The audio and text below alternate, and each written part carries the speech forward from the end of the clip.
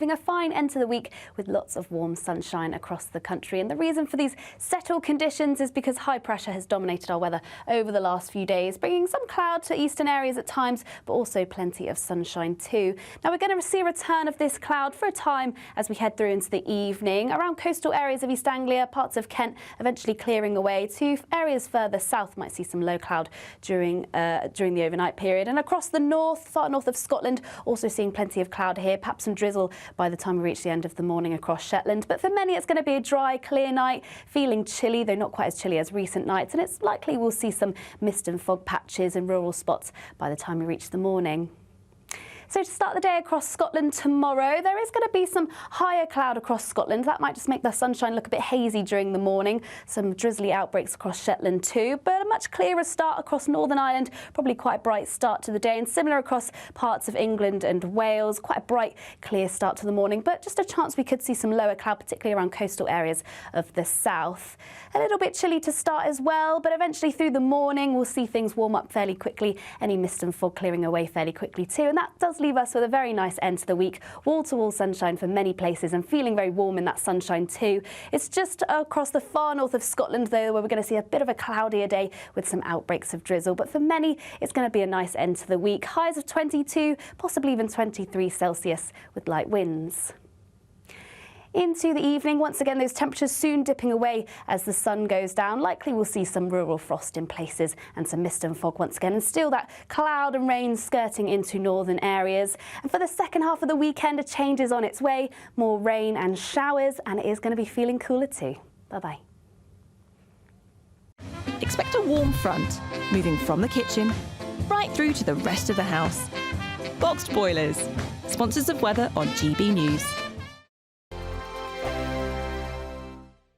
Courtesy of Marquis Leisure, you could be driving away with this brand new Elnag Baron 560 motorhome. It comfortably sleeps 4, comes with sky roof, integrated kitchen and bathroom, and is worth over £67,000. And that's not all, as we'll also give you a further £5,000 in tax-free cash to make sure that wherever this motorhome takes you, it takes you there in style. For a chance to win a motorhome and cash, text WIN to 63225. One entry costs £2.50 plus one standard network rate message, or text BONUS to 63225. 5 entries cost £5 plus one standard network rate message. Go to gbnews.com/win. Entries start at £2.50. Call 0903 686 3232. Calls cost £2.50 plus your network access charge. Or post your name and number to GB13 PO Box 8690 Derby DE1 9TT. UK only. Entrance must be 18 or over. Lines close at 4 p.m. on the 6th of June. Please check the closing time if listening or watching on demand.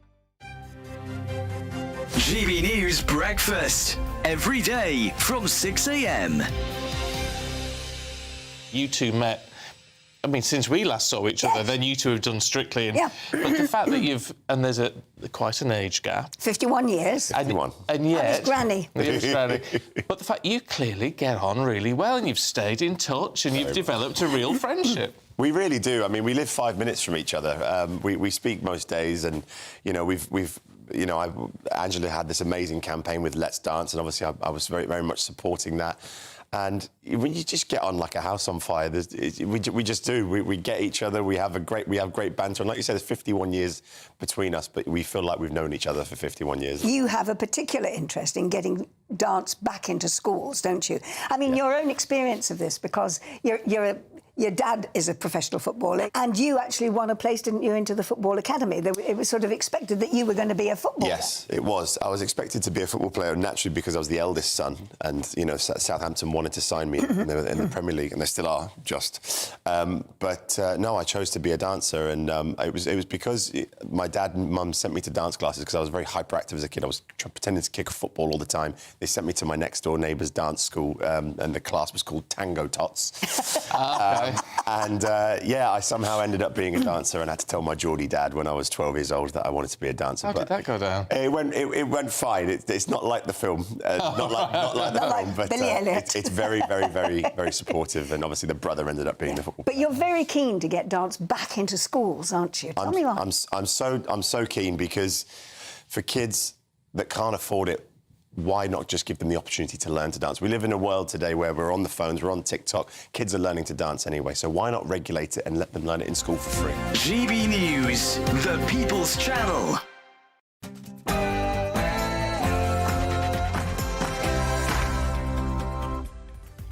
Very, very good afternoon to you. It's 3 p.m. and welcome to the Martin Daubney Show. On this beautiful afternoon, we're live for you here on GB News, broadcasting live from the heart of Westminster and all across the UK.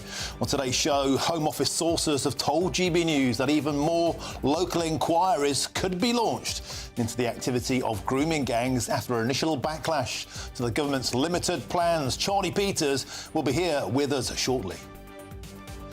And later on today's show, I'll be joined by Ellie Reynolds, a Muslim rape gang survivor who says she was raped from age 13. Although she helped to jail her vile abusers for 54 years, none of her charges were ever brought against them. And today she'll tell GB News why she believes it's time to reopen her case and why, more than ever, we now need a full national inquiry. And critics are claiming that West Yorkshire Police is guilty of anti-white racism after they took the decision to block white British candidates in an attempt, of course, to boost diversity. I'll be joined by a campaigner who claims they're PC plonkers. And a group of British immigration lawyers have been blasted as sickening because they're using ECHR laws to claim that Hamas is having its freedom of speech unlawfully restricted. Is it time to strike off these lawyers for representing prescribed terrorists? And a group of locals in Batley were so outraged by plans to dig up World War I heroes to make way for new graves, they started an action group. And today, the New Friends of Dewsbury Cemetery delivered a 5,000-strong petition to Downing Street. And today, they'll join me in the studio for a well-deserved cup of tea.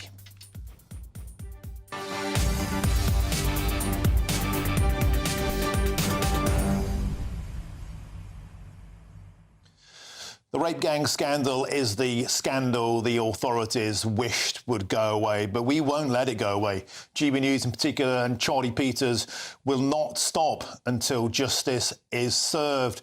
At the close of Parliament this week, we saw Jess Phillips, just 45 minutes before the end of term, pull away, water down those 5 local rape gang inquiries. Well, there seems to be something of a rowback. Last night, a further blow was dealt to survivors, saying the 7-year window for historical claims will be cut down to a mere 2.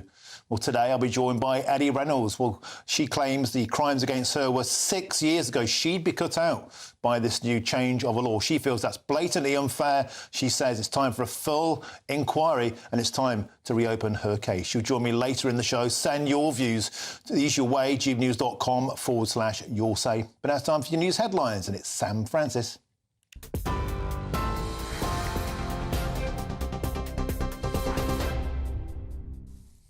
Martin, thank you, and a very good afternoon to you. The top story, well, the EU has put its retaliatory tariffs on hold after Donald Trump announced a 90-day pause on his planned tariff hikes for most countries. The universal 10% levy on global imports remains in place alongside a 25% tariff just for aluminium, steel and cars entering the United States. But tensions with China are still deepening, with Trump raising tariffs on Chinese goods to 125%, which has prompted Beijing to hit back with 84% levies on US imports. Financial markets in Asia and Europe have rallied on that news. US markets, though, opening just moments ago sharply lower, wiping out yesterday's gains from the rally after Trump's tariff pause. Let's bring you an update then on those markets. The S&P 500 down 2.1%, the Dow Jones dropping 1.6%, and the Nasdaq tech-heavy stocks leading the losses down 2.8% this afternoon. Well, speaking earlier, the Reform UK leader Nigel Farage said a deal with the United States for the UK is still absolutely possible and has offered his assistance to the government. We are in a much better position than our neighbours in Europe to negotiate. We'll take a listen to that clip from Nigel Farage a little bit later on this afternoon. In other news, Sir Keir Starmer has announced the number of neighbourhood police officers will rise by 3,000 by early next year. It's part of a wider pledge to deliver 13,000 new neighbourhood officers by 2029, aimed at tackling antisocial behaviour and restoring visible policing. It means that from July next year, every neighbourhood will have a named contactable officer and guaranteed patrols in town centres at peak times. The public will also be able to track the performance of their local policing team online. Sir Keir Starmer says the culture of crime must end and has vowed officers would be on the beat, not behind a desk. In other news, the Cabinet Office is cutting nearly a third of its workforce as part of a major civil service shake-up announced by one of Sir Keir Starmer's most senior ministers. Labour's Pat McFadden says 2,100 jobs will go or be moved to other departments over the next 2 years. They say it will save £110 million each year by 2028. And the cuts come as part of the government's push with plans to reduce the cost of running government by 15% and introduce tougher performance measures for senior staff. Civil service unions, though, warn the scale of the cuts could harm delivery across government. Home Office sources have also told GB News today the government is now considering more than 5 local inquiries into grooming gangs. It follows criticism that plans were being watered down, but Safeguarding Minister Jess Phillips insists they will not hesitate to go further. The government has ruled out a national inquiry, though, choosing instead a more localised approach. Talks are ongoing about which areas will be included. In Ukraine, the President Volodymyr Zelensky says at least 155 Chinese citizens are now fighting for Russia in the war there. It follows the capture yesterday of 2 Chinese fighters by Ukraine forces, marking the first proof of Chinese involvement on the battlefield. Zelensky claims there are many more, citing intelligence gathered by his government. China has denied the accusations, though, and urged a sober review of its role in the Ukraine conflict. And Andrew Tate is facing new legal action here in the UK as 4 women are suing him for alleged rape, assault and coercive control. Court documents have revealed claims that he pointed a gun at one woman and said, quote, "You're going to do as I say or there'll be hell to pay." The women say that he strangled, threatened and violently abused them between 2013 and 2015. Tate, though, denies all allegations, calling them a pack of lies, and says too much time has passed for a fair trial. That's the news on GB News. I'll be back with you in around half an hour's time. Now, though, it's over to Martin.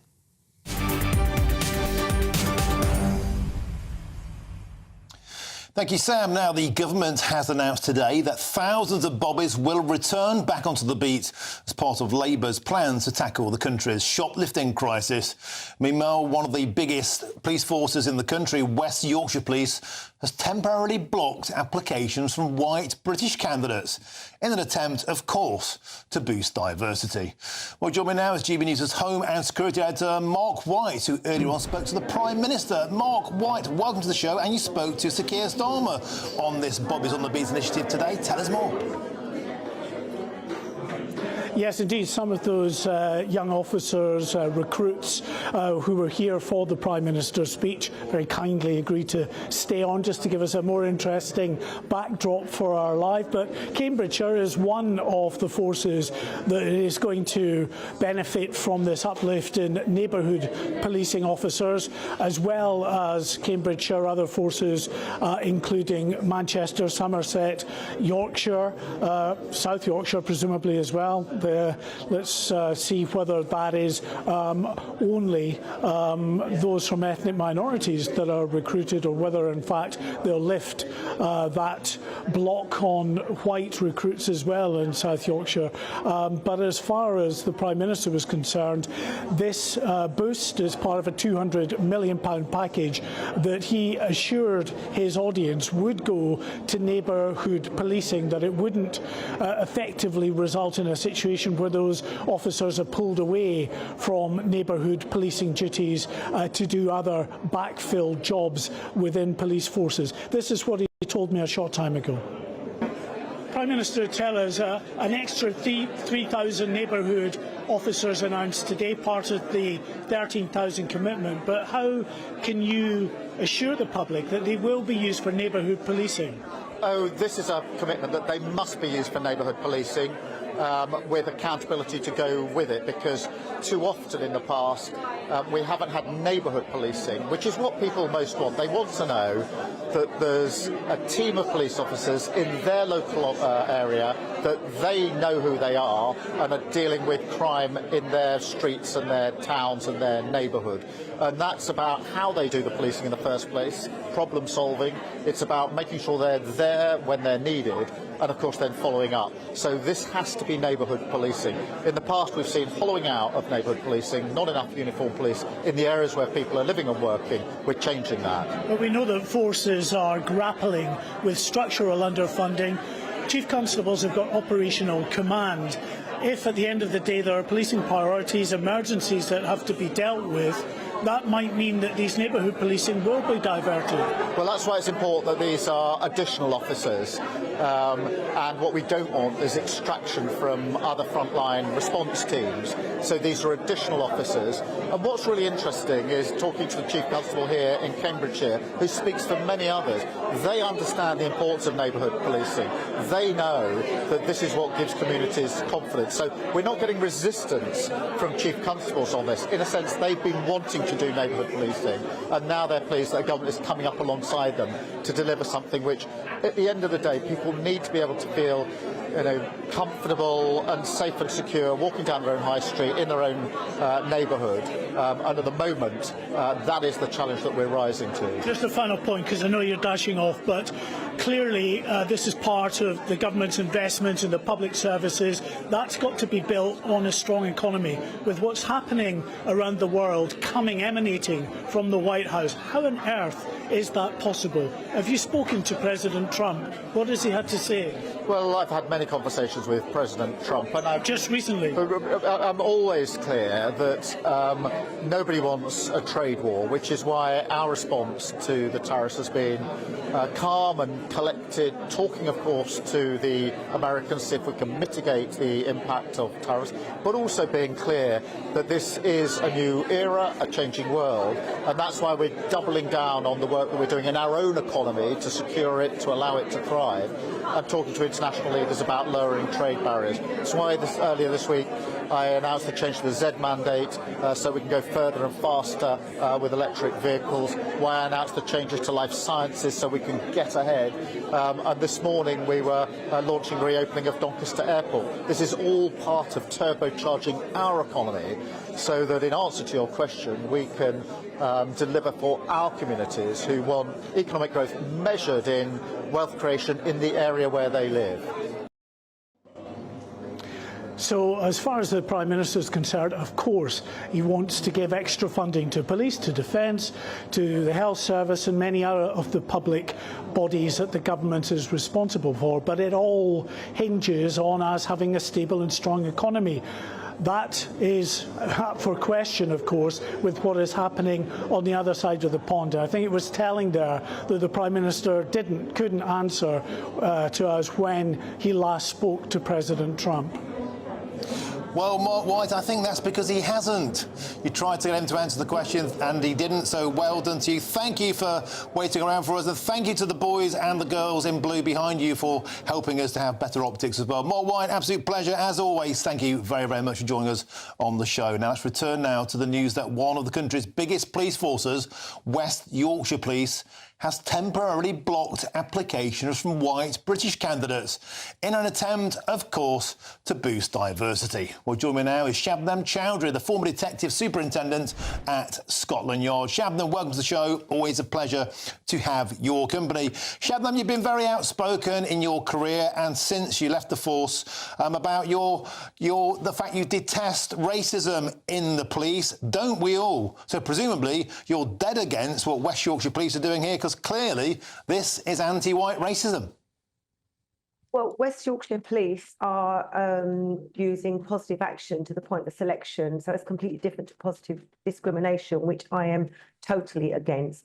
But what I do know is that they are complying with the Equalities Act, but what I would also say that whoever they employ, regardless of their race, gender or background, that those people that are going through that process are vigorously tested and are actually selected purely on merit.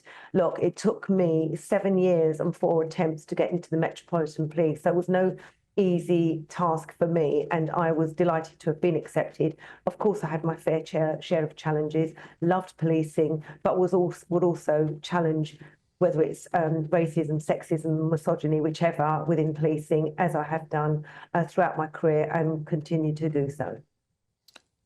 But just to repeat, do you condemn this racism, barring white people, particularly British? No, hang on a minute. Barring white people because of their skin colour, which is a preordained thing we can't do anything about. We're born white, we're born brown, we're born black, whatever. We can't change that. And West Yorkshire Police have specifically said they are pausing the recruitment of white people. That's racism. What they're doing is they're complying with the Equalities Act, the 2010 Equalities Act. And what they are saying... Well, that's racist. Hold on, if you look on their web... No, it's not. Well, if you look on their website, they are actually encouraging those from ethnic minorities to join policing. West Yorkshire, which is part of Leeds, Bradford and Huddersfield, has a 23% makeup of minority communities.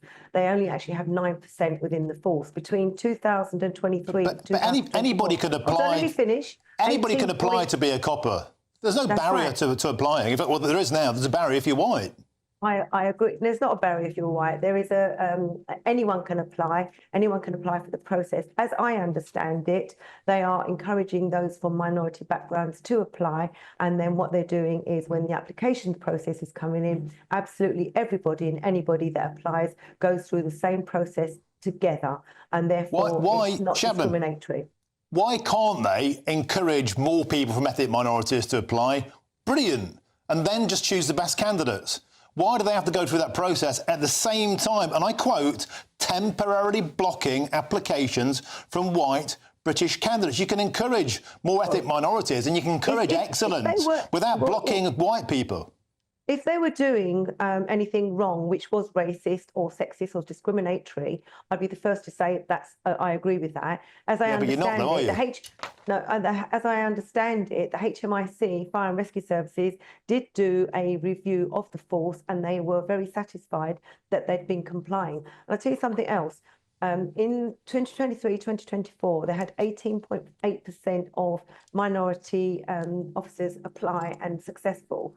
That includes PCSOs. In the same year, 6.8% actually left that force from minority backgrounds. The force does need to recruit and be representative of the communities. I absolutely support those officers being supported under the Positive Action Programme, but I do not support positive discrimination, and that is not positive discrimination because that is a fact. Shabnam Chowdhury, so there are more ethnic minority GPs and doctors in Britain than there are white people. If I said we need to be more representative and represent the population, we need to temporarily pause people from an Asian background becoming doctors, you'd be absolutely outraged about that. You wouldn't say that was representative. You would say it's racist. Why isn't this racist? I wouldn't say that, actually, Martin. You might think that some people would say that, but I wouldn't say that. What I would say is if there needs to be representation of any background within any organisation, whether it's a public sector or whether it's a job, this isn't something new. This has been going on for decades. This actually goes on, actually, in the Metropolitan Police, as I recall in the past, when they do have positive action programmes to recruit and encourage people from minority backgrounds to join policing. And if that's the same situation within the NHS or any other process or other organisation, then I wholeheartedly support it. I don't support people that are being accepted based on their race and gender because they want to put backsides on seats, so to speak, but I do encourage that it's done purely on merit and on selection that is appropriate, ethical and professional. I absolutely agree it should be on merit. This isn't. It excludes white people. It's anti-meritocracy. It's pro-diversity. It's the opposite of equality and inclusion. But we have to end the conversation there. Shabnam Chowdhury, we have to move on. Thanks for your time today. Thank you. Now, a spokesman from West Yorkshire Police said this. West Yorkshire Police doesn't discriminate in its recruitment process, and we fully support its efforts to diversify the force. Now, moving on, Home Office sources have told GB News that the government is now considering holding more than the initial 5 grooming gang local inquiries following a backlash, a huge backlash to those plans from the general public, driven mostly by GB News. Now, the government previously refused to hold a national inquiry, instead opting for a more localised approach. And the man who's done more than anybody to hold the government to account is GB News' national reporter, Charlie Peters, who joins me now. Charlie, is this something of a small victory for survivors? Well, this morning, the Home Secretary, Yvette Cooper, Martin, said that what you just said was an example of huge misinformation, and that claims that they'd watered down these grooming gang inquiries were completely wrong. The Home Secretary said, we're actually increasing, not reducing, the action being taken on this. Well, let's go through what they've announced since January, Martin, because on the 16th, the Home Secretary, Yvette Cooper, said there would be 5 local authorities and there'd be a framework being developed by an independent KC, Tom Crowther, and those would be pilot areas for further investigations. Now, the wording has changed since January. We noticed in some of the statements the Home Office has given up on grooming gangs, because we've done several stories on it in the 3 months since, that they said further inquiries would be coming. And on Tuesday, the Safeguarding Minister, Jess Phillips, said in the Commons that they were now changing that £5 million fund into a more flexible approach that would include therapeutic care and victims panels. But that commitment to 5 local inquiries was no longer included. We know there will be one, which is Oldham, but we've not had any further confirmation of any further inquiries. And this morning, Home Office sources told GB News, on the back of quite a significant amount of backlash, that there would now be, if not more than 5 inquiries. So it has been something of a communications rollercoaster from the government on these child sexual exploitation investigations this week. It comes after a significant backlash on Tuesday, following that statement as Parliament approached recess. We've had Conservatives saying that these were watered-down plans and they were failing to commit to plans they made in January. But as I said, Martin, the Home Secretary is saying that any claims that they've watered them down or changed their plans since January are misinformation. Charlie Peters, excellent stuff. Thank you very, very much. And later in the show, I'll be joined, of course, by Ellie Reynolds, a survivor, to tell her harrowing tale. Thank you very much, Charlie Peters. Now, the Royals are in Italy, well, not just for the pizza. They're in Ravenna to mark 80 years since the northern city was liberated from the Nazis. I'm Martin Daubney on GB News, Britain's News Channel.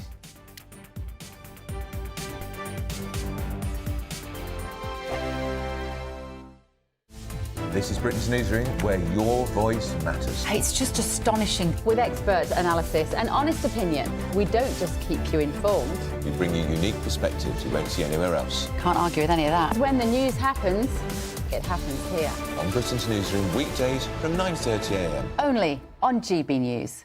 Hi, I'm Michelle Dewberry, and my show is your opportunity to cut through all the noise and dive in headfirst to some robust debates. Ideas clash. Situation, isn't it? Because the failure is... You're deliberately avoiding my point. Nothing's held back. And if you think this is the end of it, wait for more. And we do not shy away from the difficult stuff. Sometimes I want to shake people and say, if only you understood. So join me on Jubes & Co. weeknights at 6 p.m, only on GB News, Britain's news channel. We're proud to be GB News, the People's Channel. And as you know, we always love to hear your views. Now, there's a new way of getting in touch with us at gbnews.com/yoursay. By commenting, you can be part of a live conversation and join our GB News community. You can even talk to me, Bev Turner, or any of the members of the GB News family. Join me, Nana Akwe, for an informative, interactive news programme with a difference. It's fun. No, he didn't say that, Dave. I'm so surprised. I think there's an element of truth to that. Join me from 3 p.m. every weekend, only on GB News, Britain's news channel. The royal family is an enduring symbol of tradition, unity and pride for Britain. At GB News, we celebrate what makes this country great. In our new royal newsletter series, you can join me, Cameron Walker, for Inside the Palace, an exclusive look every week that takes you beyond the gates and brings you the very latest from those at the heart of the monarchy. Never miss a royal moment again. Sign up now. Go to gbnews.com/royal newsletter and get the latest straight to your inbox. Mornings don't have to be tiresome. especially if you have the right company. Wake up to news as it happens, opinion and debate, and of course, a little bit of entertainment too. Because when the kettle's on, we're on. That's Breakfast on GB News, a show worth waking up for. Every morning from 6 a.m. Only on the People's Channel, Britain's news channel. We'll spread the news, you spread the word. Good Afternoon Britain isn't just about us. The wonderful thing about this programme is it's about everyone watching. It's an interactive programme. Well, there absolutely is something to see here, and we're going to be talking about it more. Whether it's breaking royal news, please bring us up to date, or indeed a particularly punchy speech in the House of Commons. Very, very curious. We bring it to you live, and then we bring you live reaction as well. That's Good Afternoon Britain, weekdays from midday. Only on GB News, the People's Channel, Britain's news channel.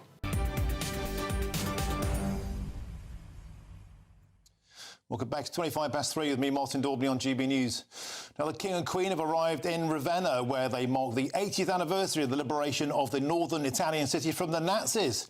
And our royal correspondent Cameron Walker has this report. Welcome to a sunny, beautiful Ravenna, and the atmosphere here is electric as King Charles and Queen Camilla celebrate the culture of this Italian province 80 years to the day since this province was liberated by British and Canadian troops from Nazi occupation. And the King and Queen have had an incredibly busy day here in Ravenna, and the crowds have been queuing for hours and hours and hours. You can tell it's a very busy fixed point here, but there's so many people, Italians, who have come out here to greet King Charles and Queen Camilla, and they're all waving to us with their flags, giving us a little cheer, of course, as well. And as I said, they've been queuing for hours and hours, and this is basically the King's soft power in action, isn't it? Because the whole point of the UK government sending the King on a state visit is to shore up relations between two nations, and I think we got a sense of that inside the town hall here in Ravenna just a little bit earlier on, where the mayor delivered a speech to the King and Queen, basically touching on those themes. But then the King and Queen had quite a poignant moment of history, because they walked out onto the balcony as the Italian resistance did 80 years ago today, to the cheering crowds. But of course, it is 80 years of a day since this province was liberated. They also met two war veterans, aged 102 years old and 103 years old, who were part of that Italian resistance from the fascism here in Italy. And they spent a bit of time with the two of them. One of them actually said to the Queen, "I wish I could be Queen for a day." The other told us that he never expected to meet the King, and it was a real honour. There was also several Canadian servicemen inside and servicewomen inside as well, who the King and Queen got a chance to meet too. Foreign Secretary David Lammy was also in there. So really, to wrap up this state visit as it comes to a close, 4 days of intense engagements for the King, who clearly is still undergoing cancer treatment. But he appeared to be going strong. He certainly wasn't slowing down. He was packing a lot into each day. His Majesty, the King and Queen, in the next few hours will be travelling back to the United Kingdom. The trip may be over, but as the UK ambassador told us just a couple of days ago, the memories that they have created here are going to stay with Italians for a generation. Thank you, Cameron. Now, loads of you have been getting in touch with your thoughts on the big stories of the day. And James says this: "I don't think Charles and Camilla will even see a pizza, Martin."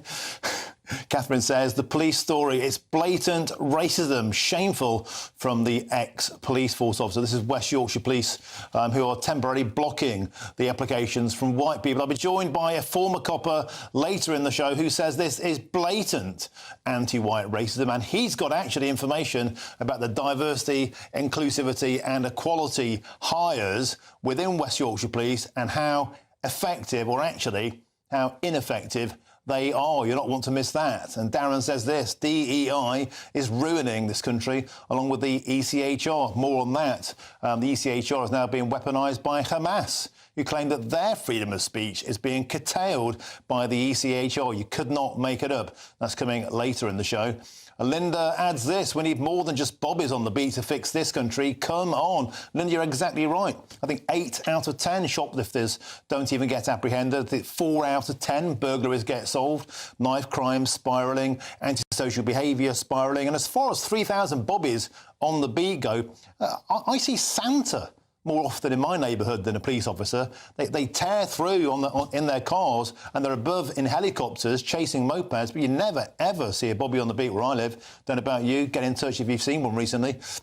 And Jenny says at least Sir Keir Starmer is getting on with something. Bring back more police. You know, I totally agree that we should have more police, and I totally agree we should get them back on the beat. But part of me thinks we've heard this for the last 15 years and more, and it doesn't seem to be getting any better. And in fact, look at the quality of the candidates. I mean, I'm no spring chicken, and I like a drink, but I tell you, I reckon I could outrun most coppers I see on the street. I seriously do. Most of them look overweight. A lot of them are about 5'4", look more like hobbits than coppers. That's just my opinion. There's loads more still to come between now and 4 o'clock, including figures show that Glasgow is the largest dispersal area for asylum seekers outside of London. And guess what? Now they're saying the city is at crisis point. The Refugees Welcome Brigade, including the Scottish National Party. Remember Nicola Sturgeon holding up her little sign saying Refugees Welcome? Well, actually now the city is buckling under the fact it can't cope with public services. They're spiralling in crime, and the locals have had enough. We'll be in Glasgow inspecting that soon. But first, here's your latest news headlines with Sam Francis.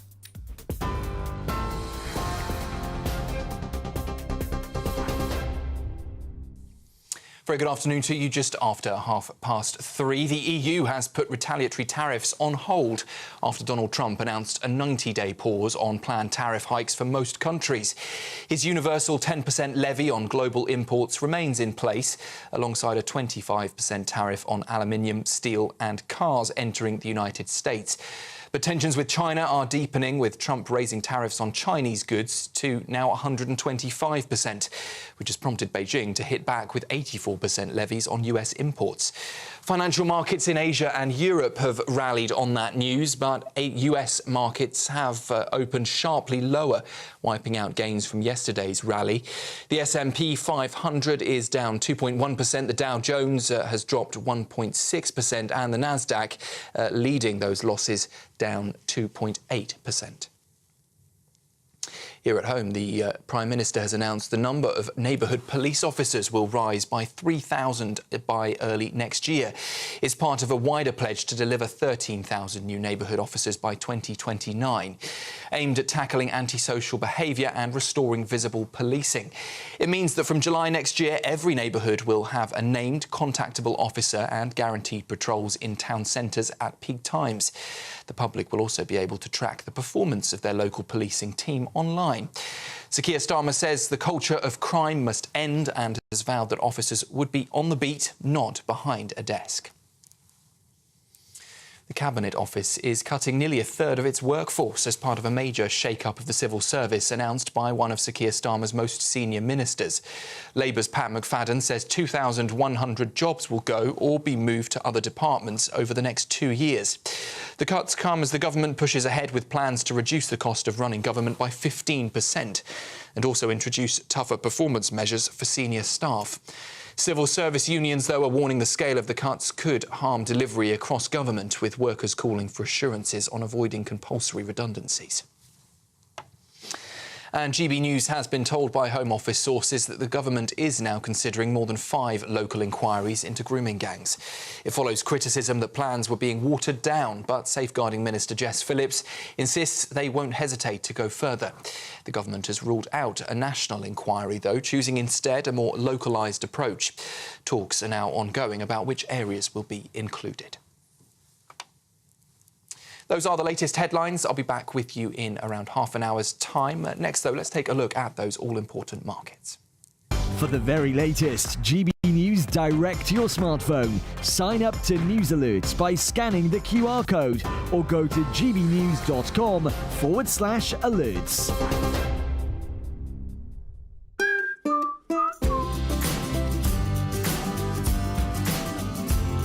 Done. My Claim Group sponsors the GB News Finance Report. And here's a look at the markets just after 3:30. The pound will buy you $1.2916 and €1.136. The price of gold, £2,426.69 per ounce. And the FTSE 100 is at 7,999 points. Done. My Claim Group sponsors the GB News Finance Report.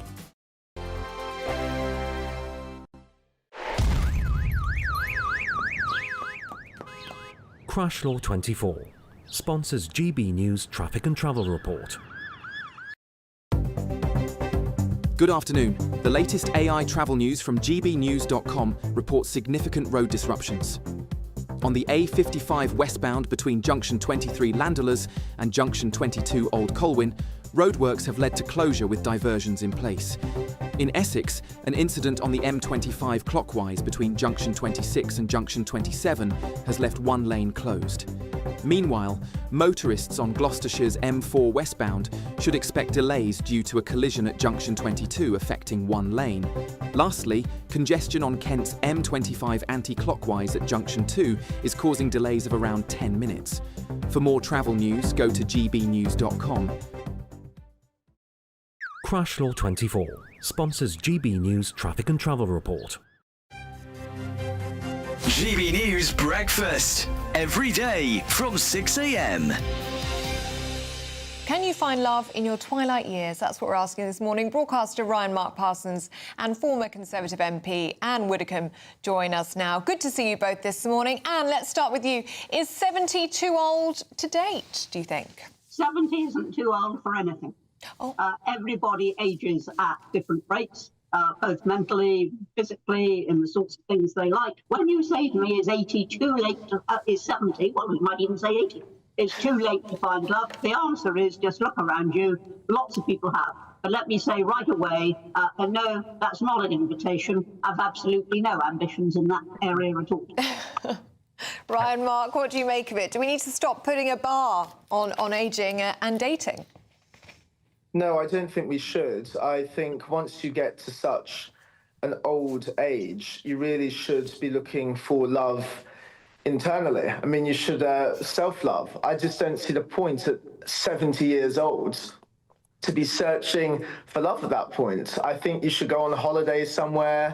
I think you should find love with the sunshine and a cocktail, perhaps, instead of looking for a man or a woman. I think at what point do you decide that you know, love is not going to come around knocking on your door? And I think probably at the age of 70, that is when you should decide it's time to give up. I'm 24, living in London. I know how incredibly hard it is to find love. I don't know how anyone who has wrinkles and grey hair at the age of 70, over someone like me, could perhaps find love. I just don't think it's possible. I think it's a nice idea, but I think it's not feasible. And also, I don't think there's any point at that age. The People's Channel.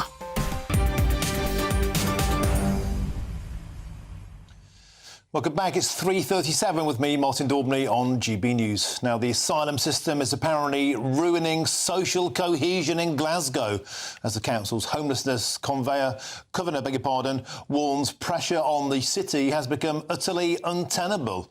And figures also show that Glasgow is now the largest dispersal area for asylum seekers outside of London. Let's get more on the situation now with our reporter, Tony Maguire, who joins us live from Glasgow. Tony, the situation has reached something of a tipping point. Locals warning it's damaging social cohesion, and also been warnings of social unrest as the city's homelessness facilities are simply being overwhelmed, not by Glasgow's indigenous homeless, but by asylum seekers from outside of the United Kingdom. Tell us more. Yeah, that's right, Martin. Now, certainly, to kind of understand how this situation came about, we need to go back a little bit. Obviously, for a long time, Scotland has put itself forward as a friendly nation, a welcoming nation, especially to refugees and those in the asylum system. And in fact, some years ago, Glasgow put itself out there to the Home Office to be a dispersal city.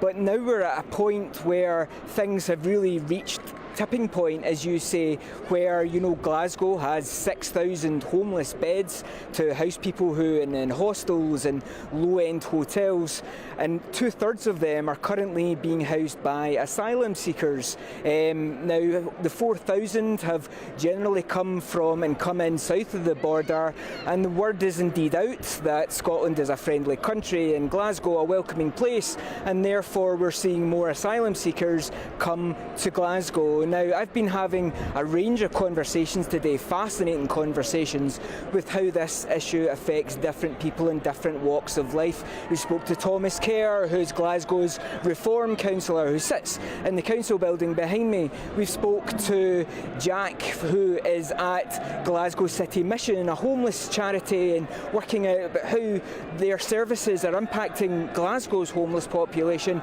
And we've been speaking to pensioners who are wondering what is becoming of their city. Here's some little snippets of those conversations we had earlier. Come here and claim that you're an asylum seeker or a refugee, you're automatically housed. So a lot of people who are on leave to remain come straight up to Scotland and try and claim. So to give you an example, we have over 6,700 beds to house homeless people in Glasgow. 4,100 of them are now being taken up by asylum seekers, so the city's really at breaking point. There's not an even keel. If you're well off, nowadays it used to be underprivileged, middle class or well off. Now it's just destitute or a lot of money that people find obscene. And this is where people become aggressive to each other. It's a comparison of they have it, we don't, then the crime situation starts to get out of hand. Maybe 18 months ago, there was fast tracking of a lot of people through the system, and we were aware of WhatsApp groups that were set up that 2,000 to 3,000 people, and they were saying, go to Glasgow, you'll be treated well under our houses. Now, they were right about the first part of that, but we don't have the housing, we don't have a large stock of housing. Well, thank you, Tony McGuire, there, for going onto the streets of Glasgow to try and get to the bottom of this. You know, this is typical, is it not, of the political class being completely and utterly out of touch with the electorate. Who was ever asked in Glasgow if they wanted to do this? Who was ever asked, actually, anywhere in the United Kingdom? Since 2010, Britons have voted time and time and time again to control our borders and to clamp down on the rocketing numbers of asylum seekers coming into the country. Yeah, we have a political class, we have a mainstream media class, we have a charity class, we have a bleeding heart class, the refugees welcome class, who simply accuse anybody who objects to this as being racist, of being xenophobic, of being unwelcoming. And what's happening on the streets of Glasgow, a place where the politicians like Nicola Sturgeon happily hold up their signs saying refugees are welcome in our city. They may be welcome in terms of the emotional value of that, the political value of that.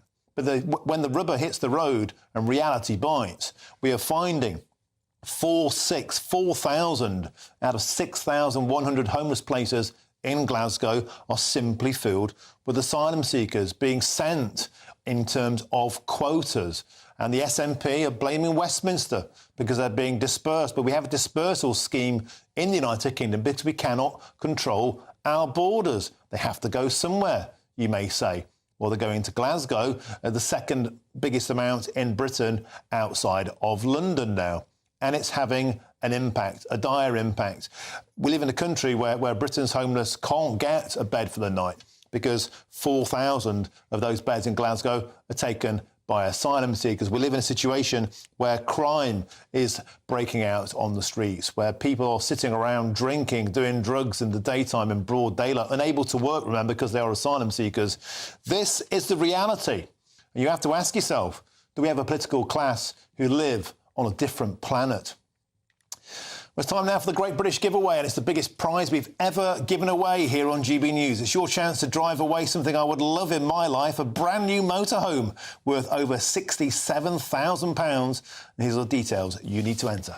We're making the Great British Giveaway a getaway with a chance to win our biggest prize to date. You could be the proud owner of this Elneg Baron 560 motorhome, worth over £67,000. Supplied brand new from Marquis Leisure, you could be exploring Great Britain and beyond this summer and making memories to last a lifetime. This motorhome comfortably sleeps 4, has its own kitchen and bathroom spaces, and comes complete with all of the mod cons you'd expect from a vehicle of this calibre. And that's not all, as we'll also give you £5,000 in tax-free cash so you can get started on your next adventure as soon as possible. For a chance to win a motorhome and cash, text WIN to 63225. One entry costs £2.50 plus one standard network rate message, or text BONUS to 63225. 5 entries cost £5 plus one standard network rate message. Go to gbnews.com/win. Entries start at £2.50. Call 0903 686 3232. Calls cost £2.50 plus your network access charge. Or post your name and number to GB13 PO Box 8690 Derby DE1 9TT. UK only. Entrance must be 18 or over. Lines close at 4 p.m. on the 6th of June. Please check the closing time if listening or watching on demand. Good luck. Now then, if you want some sun to go with your motorhome, then why not get in touch with the forecast for some of the top European holiday destinations? Here it is. Ready to soak up that holiday sunshine? Won't we need some cover? No worries. All sorted. All Clear Travel Insurance sponsors GB News Travel Destinations Forecast. Heavy showers and thunderstorms impacting Portugal and southwestern parts of Spain, but elsewhere across Europe we are going to see improving temperatures through the week. Initially some heavy showers affecting Tenerife and Madeira, eventually moving into parts of Portugal and Spain, but as we head our way further east, largely settled, lots of sunny spells and improving temperatures too, starting off in the mid-teens but increasing through the course of the week. And there'll be plenty of sunshine as we head into next week, the odd shower still affecting Tenerife, and that's where we'll see the best of the temperatures too. All Clear Travel Insurance sponsors GB News Travel Destinations Forecast. Hello there, good afternoon. Welcome to your GB News weather update from the Met Office. As we head into tomorrow, any overnight fog patches readily clearing away, leaving a fine end to the week with lots of warm sunshine across the country. And the reason for these settled conditions is because high pressure has dominated our weather over the last few days, bringing some cloud to eastern areas at times, but also plenty of sunshine too. Now we're going to see a return of this cloud for a time as we head through into the evening. Around coastal areas of East Anglia, parts of Kent, eventually clearing away to areas further south. Might see some low cloud during the overnight period, and across the north, far north of Scotland, also seeing plenty of cloud here, perhaps some drizzle by the time we reach the end of the morning across Shetland. But for many it's going to be a dry, clear night, feeling chilly, though not quite as chilly as recent nights, and it's likely we'll see some mist and fog patches in rural spots by the time we reach the morning. So to start the day across Scotland tomorrow, there is going to be some higher cloud across Scotland. That might just make the sunshine look a bit hazy during the morning. Some drizzly outbreaks across Shetland too, but a much clearer start across Northern Ireland. Probably quite a bright start to the day, and similar across parts of England and Wales. Quite a bright, clear start to the morning, but just a chance we could see some lower cloud, particularly around coastal areas of the south.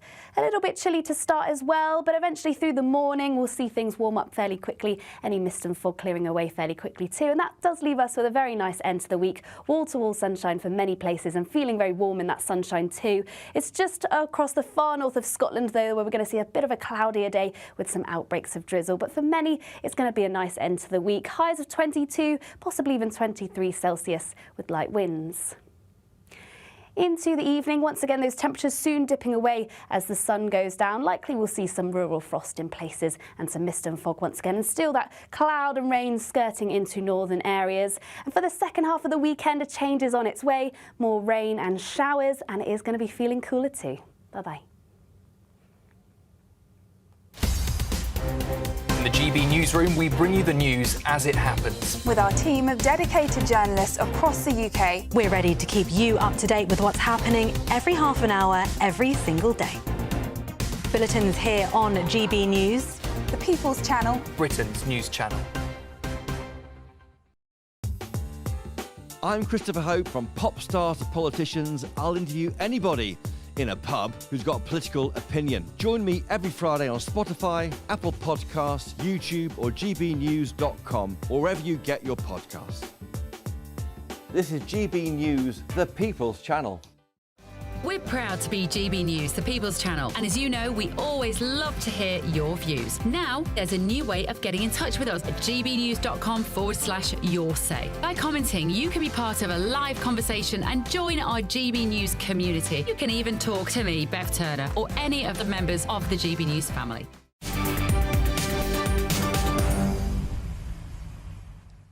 Welcome back. Your time is 3:48 with me, Martin Daubney, here on GB News.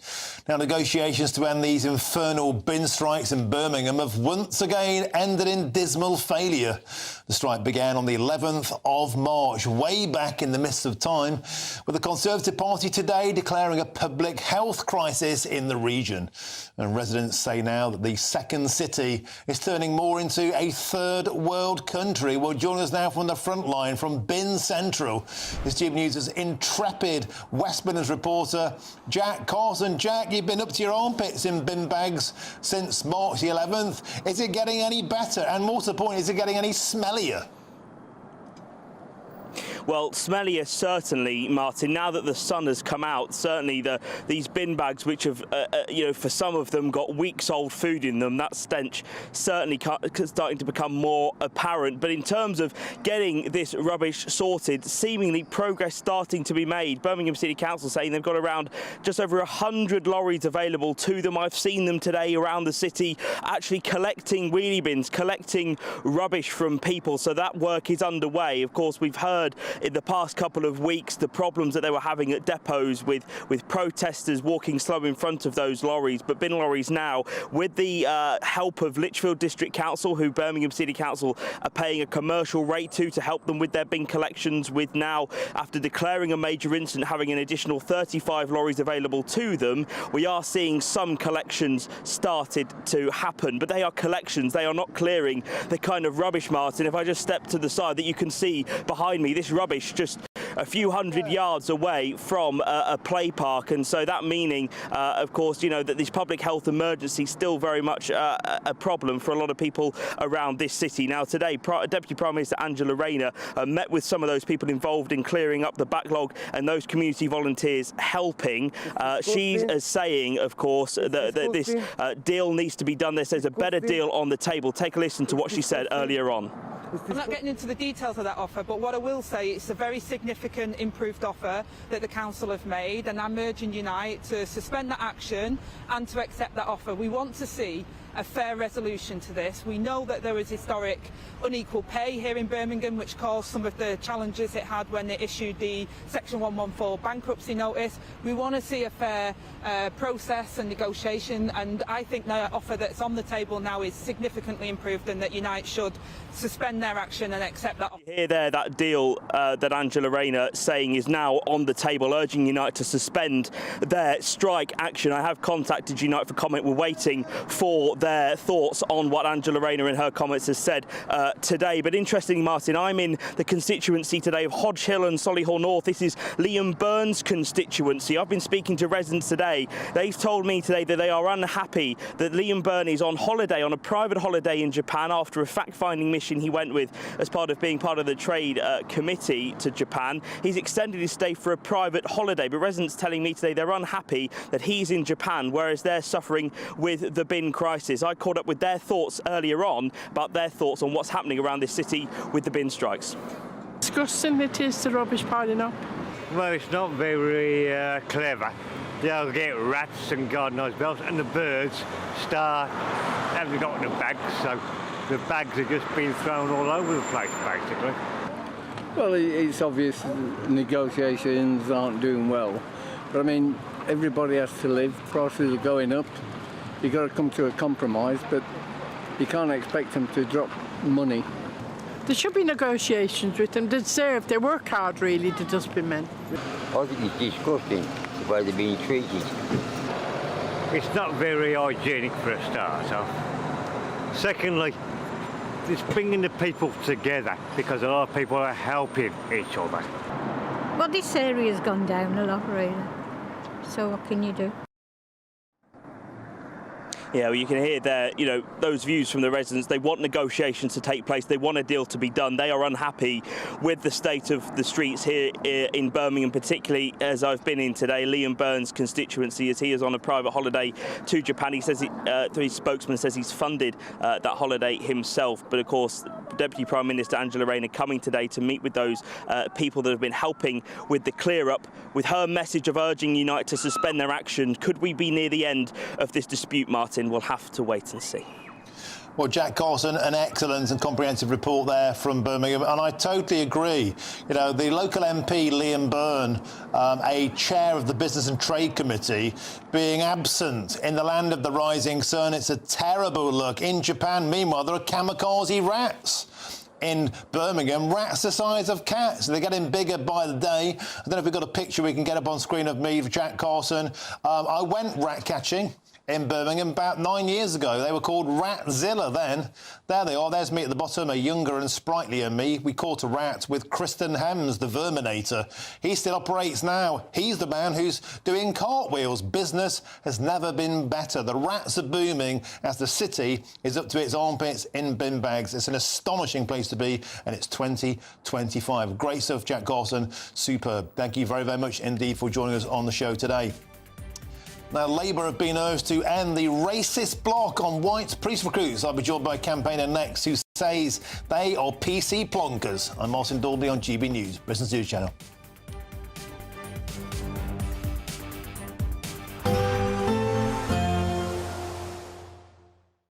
Expect a warm front, moving from the kitchen right through to the rest of the house. Boxed Boilers, sponsors of weather on GB News. Hello there, good afternoon. Welcome to your GB News weather update from the Met Office. As we head into tomorrow, any overnight fog patches readily clearing away, leaving a fine end to the week with lots of warm sunshine across the country. And the reason for these settled conditions is because high pressure has dominated our weather over the last few days, bringing some cloud to eastern areas at times, but also plenty of sunshine too. Now, we're going to see a return of this cloud for a time as we head through into the evening. Around coastal areas of East Anglia, parts of Kent eventually clearing away to areas further south might see some low cloud during the overnight period. And across the north, far north of Scotland, also seeing plenty of cloud here, perhaps some drizzle by the time we reach the end of the morning across Shetland. But for many, it's going to be a dry, clear night, feeling chilly, though not quite as chilly as recent nights. And it's likely we'll see some mist and fog patches in rural spots by the time we reach the morning. So to start the day across Scotland tomorrow, there is going to be some higher cloud across Scotland. That might just make the sunshine look a bit hazy during the morning. Some drizzly outbreaks across Shetland too, but a much clearer start across Northern Ireland. Probably quite a bright start to the day, and similar across parts of England and Wales. Quite a bright, clear start to the morning, but just a chance we could see some lower cloud, particularly around coastal areas of the south.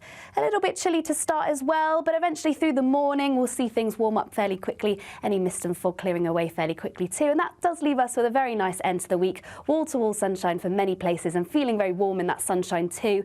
It's just across the far north of Scotland though where we're going to see a bit of a cloudier day with some outbreaks of drizzle, but for many it's going to be a nice end to the week. Highs of 22, possibly even 23 Celsius with light winds. Into the evening, once again, those temperatures soon dipping away as the sun goes down. Likely we'll see some rural frost in places and some mist and fog once again, and still that cloud and rain skirting into northern areas. And for the second half of the weekend, a change is on its way. More rain and showers, and it is going to be feeling cooler too. Bye-bye. A positive outlook through the night will power through to a bright day ahead. Boxed Home Battery Storage, sponsors of weather on GB News.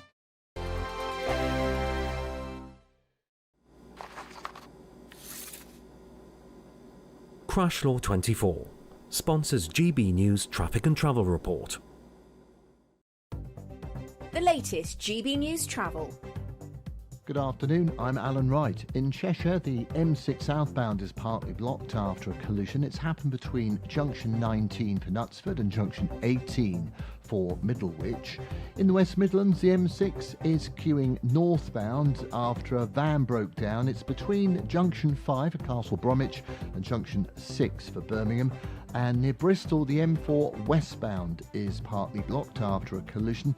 That's happened just by junction 22, the turn-off for the M49. So do expect some queues there as well. You can stay up to date throughout the day by visiting our website, gbnews.com. Crash Law 24 sponsors GB News Traffic and Travel Report.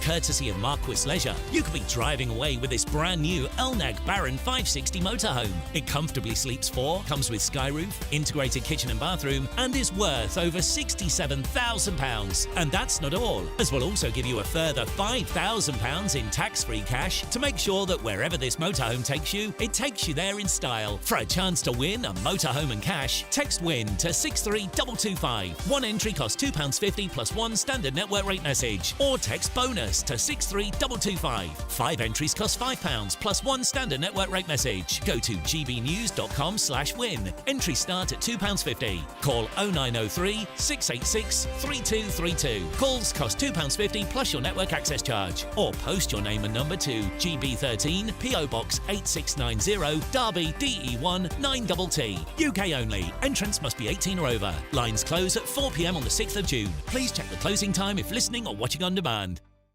Hi, I'm Michelle Dewberry, and my show is your opportunity to cut through all the noise and dive in headfirst to some robust debates. Ideas clash. Situation, isn't it? Because the failure is... You're deliberately avoiding my point. Nothing's held back. And if you think this is the end of it, wait for more. And we do not shy away from the difficult stuff. Sometimes I want to shake people and say, if only you understood. So join me on Jubes & Co weeknights at 6 p.m, only on GB News, Britain's news channel. Good Afternoon Britain isn't just about us. The wonderful thing about this programme is it's about everyone watching. It's an interactive programme. Well, there absolutely is something to see here, and we're going to be talking about it more. Whether it's breaking royal news, please bring us up to date, or indeed a particularly punchy speech in the House of Commons. Very, very curious. We bring it to you live, and then we bring you live reaction as well. That's Good Afternoon Britain, weekdays from midday. Only on GB News, the People's Channel, Britain's news channel.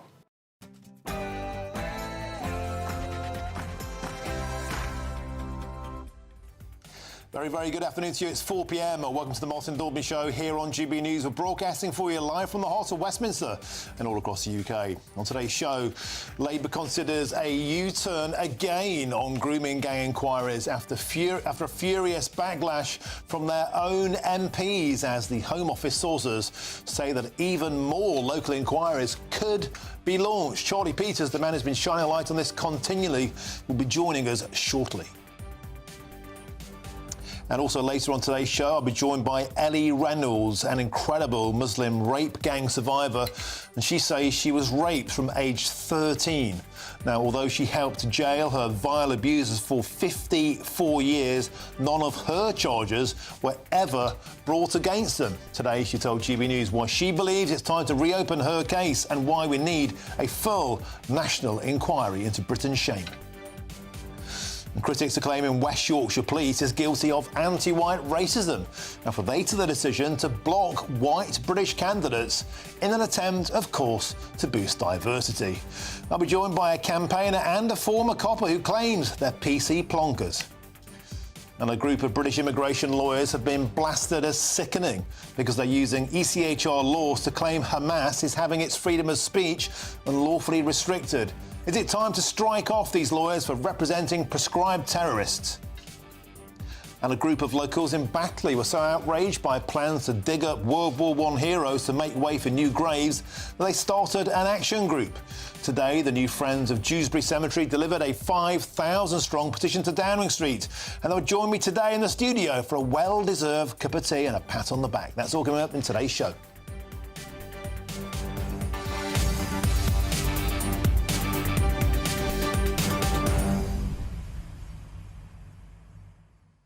West Yorkshire Police are racist. There you go, I said it. A lot of people have been saying the same thing too, because in their bid to increase diversity, they've blocked white British candidates from their application process. It's always the same story, isn't it? This is to increase diversity. We need more people from ethnic minorities to join the police force, so let's bar white people. Here's a thought. Let's just get the best people. Let's call 999 today and say, hey, send a police officer. By the way, they've got to be LGBTQ. They've got to be from an ethnic minority. Said nobody ever. Who cares? All we want are the best police officers on the street. And while we're at it, let's have more of them. Today, Sir Keir Starmer was promising 13,000 more bobbies on the beat, but is that really going to happen? Or are the numbers being massaged? And by the way, while we're at it, have you seen a local police officer recently? They're as rare as a bin man in Birmingham. I see them going through my patch about 80 miles an hour with their lights flashing. I see them in helicopters above the green. Well, I haven't seen a bobby on the beat in my neighbourhood since I don't know when. You see Santa more often in my area than you see a bobby on the beat. When was the last time you saw one? Do you think we need more? And what about this anti-racism stuff in West Yorkshire? Let me know your thoughts the usual way, gbnews.com/your say. But now it's your headlines, and here's Sam Francis.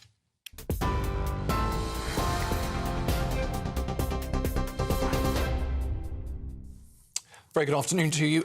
Excuse me, very good afternoon to you. It is 3 minutes past 4. The top story, US markets have opened sharply lower today, reversing yesterday's rally on Wall Street, despite earlier gains in Europe and in Asia. The S&P 500 is down 2.1%, while the Dow Jones has dropped 1.6%. And the tech-heavy Nasdaq is leading the slide today with a 2.8% fall. It comes amid ongoing uncertainty over the global economic outlook as tensions between the US and China escalate. Donald Trump has now imposed a 125% tariff on Chinese goods, prompting an 84% retaliation from Beijing, while keeping a 10% universal levy in place for most other nations. We are also just hearing from the Reuters news agency, according to media in the United States, that those tariffs on China now total 145% after that latest hike. The EU has also paused its own retaliatory tariffs as the White House signals it is nearing trade deals with some of its key partners. Well, the Reform UK leader Nigel Farage said today that a deal with the US is absolutely possible as he offered his assistance to the government. We are in a much better position than our neighbours in Europe to negotiate a tariff-free package. I absolutely believe that that is achievable over the course of the next month or two. I'm not going to be seen to interfere with what the government's doing, but if they ask me to help, I promise you I do it, not because I'm a supporter of the Labour Party, far from it, but I do it in the national interest. Sir Keir Starmer has announced the number of neighbourhood police officers will rise by 3,000 by early next year. It's part of a wider pledge to deliver 13,000 new officers by 2029, aimed at tackling antisocial behaviour and restoring visible policing.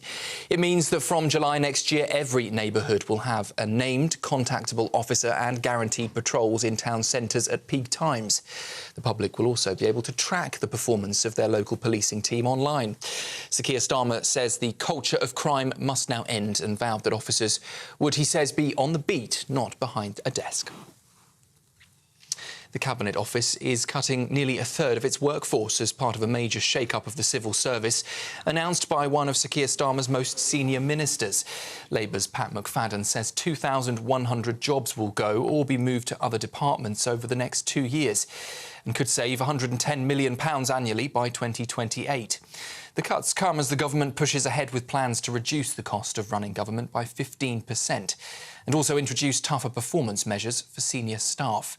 Civil service unions, though, warn the scale of cuts could harm delivery across government, with workers calling for assurances on avoiding compulsory redundancies. Home Office sources have also told GB News today that the government is now considering more than 5 local inquiries into grooming gangs. It follows criticism that plans were being watered down, but the Safeguarding Minister Jess Phillips says that they will not hesitate to go further. The government has ruled out a national inquiry, choosing instead, they say, a more localised approach. Talks are ongoing about which areas will be included. An update on the situation in Ukraine now, where the President Volodymyr Zelensky has said that at least 155 Chinese citizens are fighting for the Russia war. It follows the capture of 2 Chinese fighters by Ukrainian forces, marking the first alleged proof of Chinese involvement on the battlefield. Zelensky claims, though, there are many more, citing intelligence gathered by his government. China has denied the allegations and urged a sober view of its role in the Ukraine conflict. And Andrew Tate is facing new legal action here in the UK as 4 women sue him for alleged rape, assault and coercive control. Court documents reveal claims he pointed a gun at one woman. The women say that he strangled, threatened and violently abused them between 2013 and 2015. Two, while they worked for his webcam business. Tate, though, denies all allegations, calling them a pack of lies, and said too much time has passed for a proper trial. Those are the latest headlines. I'll be back with you just after 4:30. Now, though, let's get straight back to Westminster.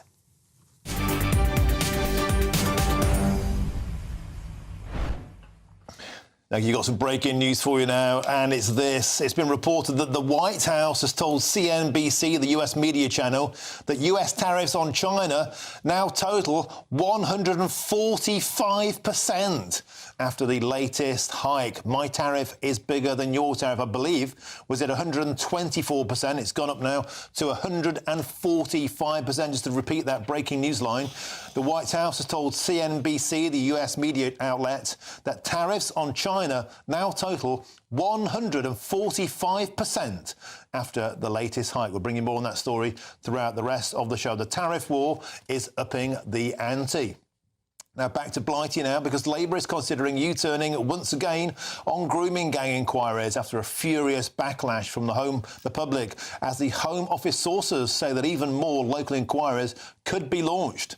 And the government previously refused to hold a national inquiry, instead opting for a more localised approach. Well, the man who's done more than anybody on this is GBNews national reporter Charlie Peters, who joins me now. Charlie, there have been so many changes of position on this. First there were 5, then there were less than 5, then they changed the rules on the 7-year window, going down to 2-year window, and now this latest plot twist brings us up to speed. Well, Martin, it looks like 5 might be the very least. That's according to sources in the Home Office this morning, who told GB News that there'd be more than 5 planned. They didn't give a timetable of that, and they would not indicate where some of those locations might be. And in the last few moments, we've also heard from the Deputy Prime Minister, Angela Rayner, who's told us that they absolutely will be having those 5 inquiries. Let's have a listen to what she said. That we are having those 5 local inquiries. We've put £5 million into that, but we've also expanded that because other areas have said we want to do inquiries, we want to support that action. We also want to support the action of the police being able to take criminal charges against these abhorrent abusers. It's disgraceful, and we want to learn the lessons of the past, and we want to make sure that victims can come forward, get the support that they need, and we're putting more support in place for victims of historical child abuse. And we want to make sure that the J inquiry, which was sat on the desk of the previous Conservative government and did nothing about it, we already on Tuesday announced 17 recommendation measures that we're taking forward to make sure that nobody is ever treated the way that these young women and girls were treated in the past. Martin, that was 17 recommendations. The ICSA inquiry made 20, and while governments have not committed to how many they'll go forward, as you said, we did hear that one of them had been dropped yesterday when a minister in the Ministry of Justice, Alex Davis-Jones, gave a response to a compensation scheme, and it's now, as you said, going to reduce the amount of time that people can claim. It could have been 7, according to recommendations made by Alexis J, but they're not going to follow through with that recommendation. So perhaps that's why it's down to 17. But Angela Rayner was also asked about whether victims were at the forefront of her plan. Let's hear what she said. I think victims should be at the forefront of everything we do, and the Home Secretary has made that absolutely clear, that we will be directed by the victims and what they want. They've seen this inquiry, the J inquiry, years of inquiries. They want action now, and this government is committed to. We will listen.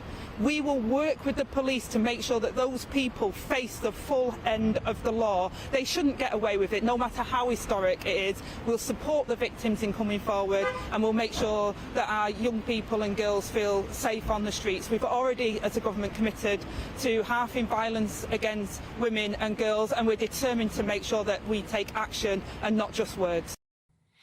Martin, in the English language, the singular refers to the individual. Plural refers to several. You heard Angela Rayner there saying they, the victims, they want action on that inquiry, the independent inquiry to child sexual abuse. That implies that several victims of the grooming gangs were involved in that inquiry, which spanned for 7 years and cost hundreds of millions of pounds.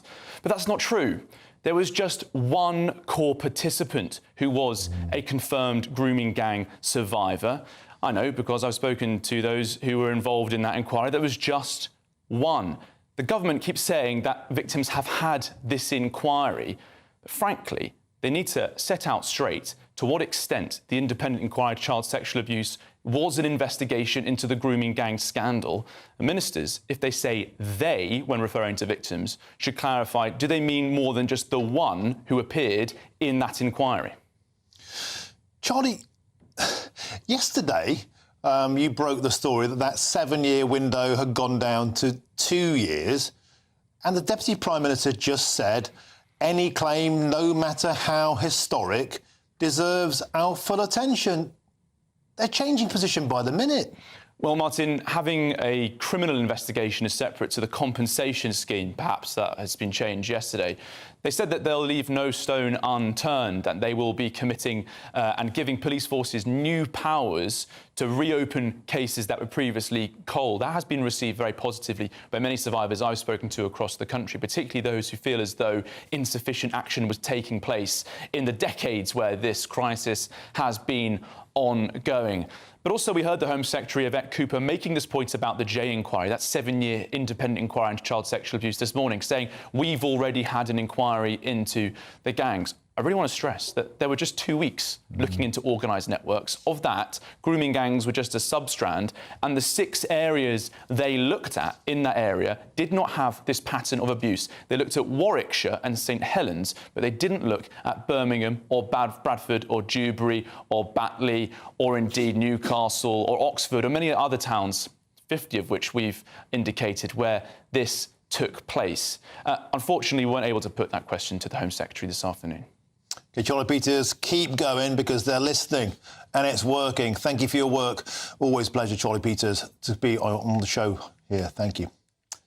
Wow, I just find this all pretty overwhelming. And later in the show, I'll be joined by Ellie Reynolds, who's a survivor who was, she claims, raped from age 13. She still wants justice. That's in the next hour. But moving on, the government has announced that thousands of bobbies will return back on the beat as part of Labour's plans to tackle the country's shoplifting crisis. These major reforms will help us prevent crime in the first place, because that's the way that you do your work, to tackle it when it happens, and to stop it from spiralling. A transformation in neighbourhood policing that will transform our communities. A manifesto commitment being delivered. So meanwhile, one of the country's biggest police forces, West Yorkshire Police, has temporarily blocked applications from white British candidates in an attempt to boost diversity. Well, let's bring in now GB News' reporter Adam Cherry and the retired Scotland Yard detective Mike Neville. Gentlemen, welcome to the show. Adam, let's start with you. Who wouldn't want more bobbies on the beat? We've been waiting for them for years now. What's the reality? Yeah, well, you put that right in your monologue, right? You haven't seen a bobby on the beat for a very long time. This is an attempt to make that right. So 3,000 new neighbourhood police officers by, I think, the start of next year, 13,000 in total by 2029. That 13,000 figure isn't new, by the way. That we heard that in the plan for change. I'm sure you remember, Martin, that was in December when that was announced. Everyone thought, fantastic, where is it? And so now they're, reheating it for today's announcement. The 3,000 figure, that's interesting. Whether it is achievable, I don't know. The problem is the biggest police force in the country is the Metropolitan Police, and they're cutting jobs by 1,700. That's where the most crime-ridden areas in the country are in London, and that police force looks like it's about to shrink. So I'm a little bit sceptical. The idea that you have a police officer who is named and patrols important, high-profile areas, busy areas, is a good one, I think, and obviously, we'll chat about this shortly. Might have a more better understanding of this than I do. But I'd ask you. I'd imagine the best way to reduce crime isn't to up sentences necessarily, but to increase the odds that you're going to get caught in the first place. Well, exactly. I mean, I was a detective chief inspector of Scotland Yard, but I started off when I was a young police constable on a beat, covering an area around the Oval, very rough area, drug dealing and all that. And I also ran the local cadet unit, so, worked with the young people. So I had skin in the game, really. I worked on that area, I lived in the area, and it does work because people will speak to you because they know you and trust you, they know your name. I'm going to temporarily interrupt you, gentlemen, because we need to go to Italy now, because the King and Queen are departing Italy. Arrivederci. There we go. They've had a whistle-stop 4-day tour. They had a state banquet last night.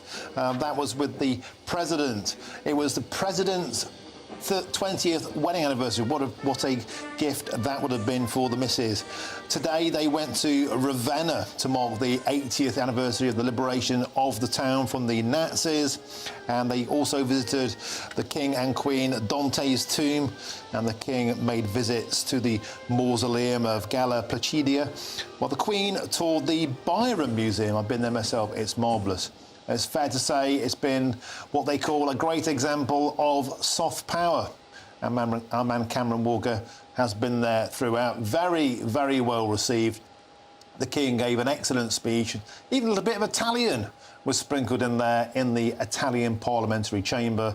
That went down very, very well. And of course, political relations with Italy are key, particularly in terms of tackling illegal immigration. Keir Starmer and one of the people that the King and Queen met, Giorgia Meloni, are likely to be key allies working on stemming illegal immigration from the Mediterranean into Italy and through continental Europe towards Britain. But of course, the King doesn't do politics. What he does is statesmanship. And I think we can all agree it's been a hugely successful tour. There he goes, shaking hands on his way out. The King and Queen, and the Queen wore the same dress to the dinner that she wore 20 years earlier for her wedding. So it's been a very successful tour. They went to a regional festival celebrating slow food earlier on. Just imagine King Charles getting tucked into a bit of pasta, a bit of pizza. They met with local farmers affected by flooding. No doubt the conversation lapsed into climate change, something the King likes to talk about fairly often. But look, it's been a great success. And don't forget, they were meant to meet Pope Francis. The Pontiff wasn't well enough to meet the royal couple as they now get on the stairs, about to embark on the magnificent jet. But if we can see this jet with the United Kingdom livery, the Union flag on the back, if it's the same Airbus they arrived on, whoops, the cameraman almost took a tumble there. The King and Queen departing, going up.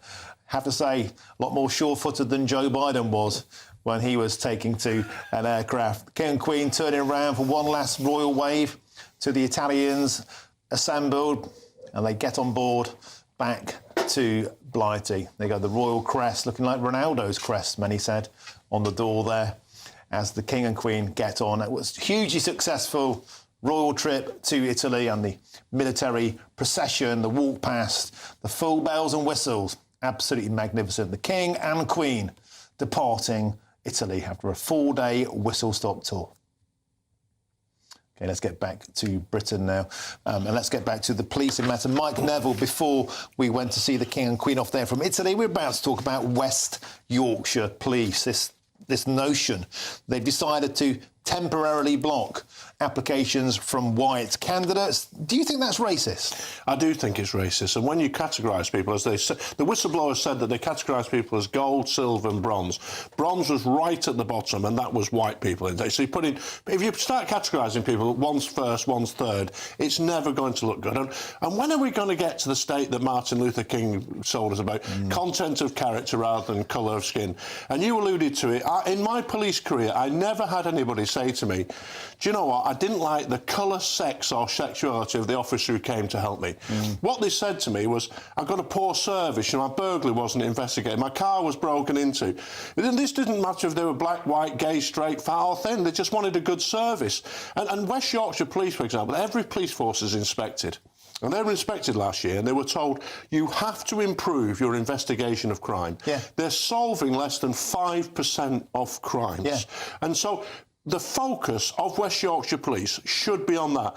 There's a real disconnect between the senior officers, who are part of the establishment really, and what the public want. The vast majority of the public would want them to focus on crime and catching thieves, burglars, robbers and rapists. Would you welcome a Donald Trump-style bonfire of diversity, equity and inclusion in British police? Because so many people are looking at this and saying, you can say, oh, it's positive action. We need better candidates from every background. I agree. Let's just get the best coppers. No one gives a monkeys about their skin colour. You would think, except the people in charge. Well, if you look at the Metropolitan Police are saying, I just heard they're cutting 1,700 officers or staff, yet they're still maintaining a commander, a very senior officer, as well as chief superintendent, and 20 or more staff in a diversity directorate. What would the people of London want? If they were asked, what would you want those officers to do? I'm sure they would want them focused on gripping violent crime, stopping violence against women and girls, reducing theft, robbery, burglary and everything else. Adam Cherry, politically, do you think this is just the tip of the iceberg? Are we in for 4.5 more years of this sort of business? I mean, people might want a Donald Trump-style siding of this. It seems unlikely under the Labour Party. They seem to be at the bequest, do they not, of the humanitarian lawyers? I think this is a problem on both sides of the aisle, actually. A lot of this spawned under the last government, in the last 14 years. I've talked to you about this, not with regards to the police, but with the NHS, for example, where there's a lot of this sort of stuff, where diversity officer jobs. You know, if you go on the NHS website and Google it now, you'll find 5 or 10 or more. It happens all the time. And it was Wes Streeting who said, a lot of this is nonsense and we need to pare this back. This is not in the interest of the taxpayer. So clearly at a cabinet level there is an interest, at least rhetorically, of stepping back from this. I think within the public sentiment on this is quite strong as well. I've already talked about that. So, you know, they've got to walk the walk. They're talking the talk. But I think stuff like this is infuriating. You're right. If you call 999 and you've got a serious crime to report, you don't care whether they're gay, straight, this, that. It's just totally irrelevant. Yeah, and Mike Neville, getting back to these 13,000 extra bobbies on the beat, you've been a copper for a long time. Are these like fresh people, you know, mustered up from nowhere, no rippling muscles, new candidates primed to go, or are they rearranging the numbers from elsewhere? Well, is this a bit of smoke and mirrors? Well, there's lies, damn lies and statistics, or there's government figures, isn't there? And if you look at the Metropolitan Police, for example, not only are they getting rid of these 700 people, they had a very successful Safer Schools project where 300 officers worked in schools where there's lots of violence, knives, and what they've simply done is taken them out of the schools against the headmasters and headmistresses' desires, and they put that 300 into this neighbourhood policing. So basically they're robbing Peter to pay Paul. There are no extra officers doing this. And the trouble is all the time is that once an officer's out on the street, on the beat, they make an arrest, the paperwork and all the administration is such that they're not on the street for another 8 hours. And so it really is scandalous. The public are being duped, as ever, by politicians telling them one thing and doing another. And the Royal Parks Police as well, Parks Police. So a huge amount of crime happens in Parks, particularly in London, because guess what? Tourists are targeted by gangs, you know, organised gangs, often foreign gangs, Albanians, Romanians, Bulgarians. In Westminster, outside here, there's the most street crime in all of Britain. You see it all the time. People having their phones pinched, there are pickpockets, left, right and centre. They're getting rid of those coppers. Well, it's not just those officers who do a very good job, but it's also things like the mounted badge. You see how effective the officers on horses when they're dealing with the riots and football crowds, but also the dog patrol. I mean, they're useful. When a villain runs away, the dog is the best thing to draw them out because no one wants the dog set on them. And what that it sends a message that the public are not being listened to. They're supposed to elect these police and crime commissioners or the mayor in London, and they're supposed to reflect what the public want.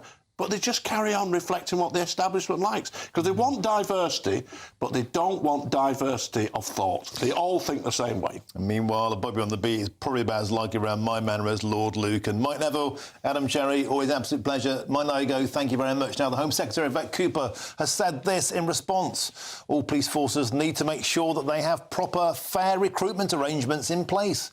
Often, lots of organisations do encourage more applications from underrepresented groups. But they also have to make sure that the actual decision-making, the recruitment process is fair and is making sure that it's about getting the best possible candidates into the sorts of jobs that they have. And as I just saw there, the King and Queen have now departed Italy. Arrivederci, they said. We'll cross back there shortly. I'm Martin Daubney on GB News, Britain's News Channel.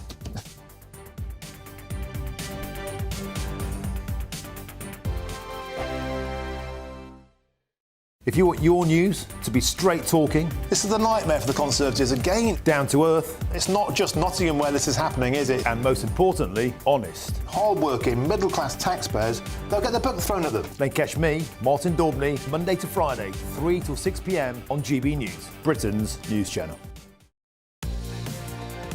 Mornings don't have to be tiresome, especially if you have the right company.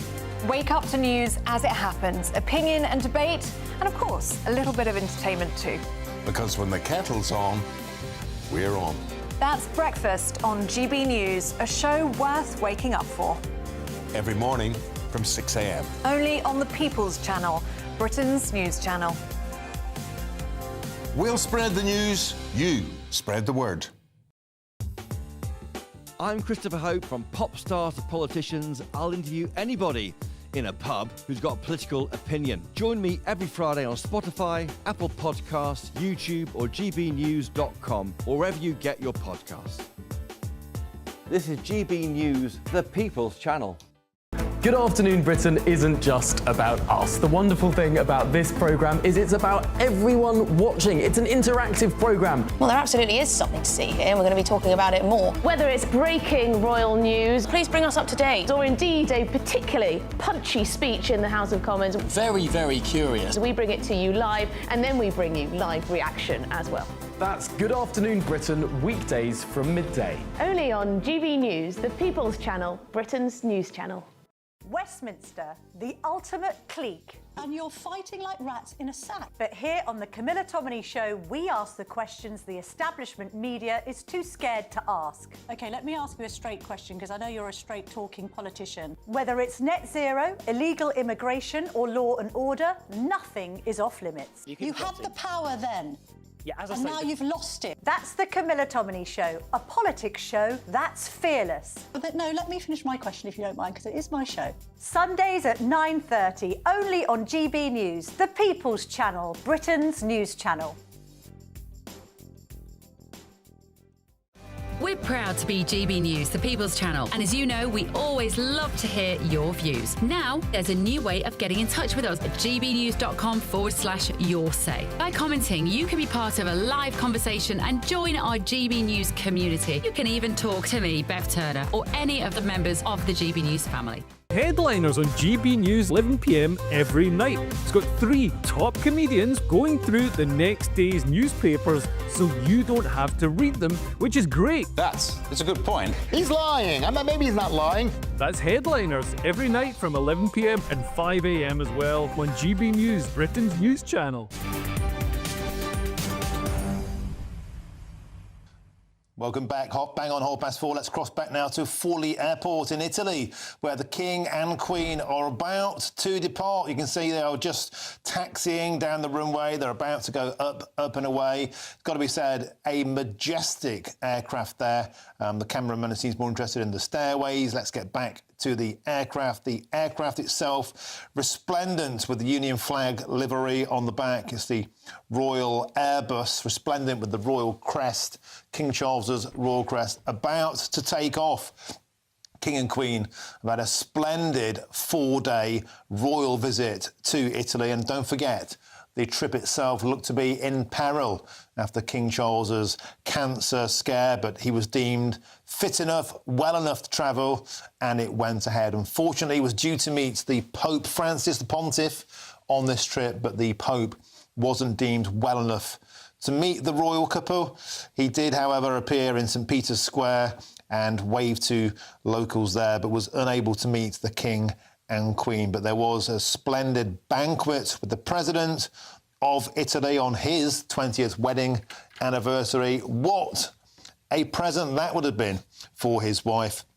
And today, the King and Queen visited Ravenna to mark the 80th anniversary of Nazi liberation of the province. Of course, huge amounts of Allied fighting in Italy to push back on the Nazis. That was commemorated today, the 80th anniversary. Of course, as we approach now the final month countdown to the 80th anniversary of VE Day.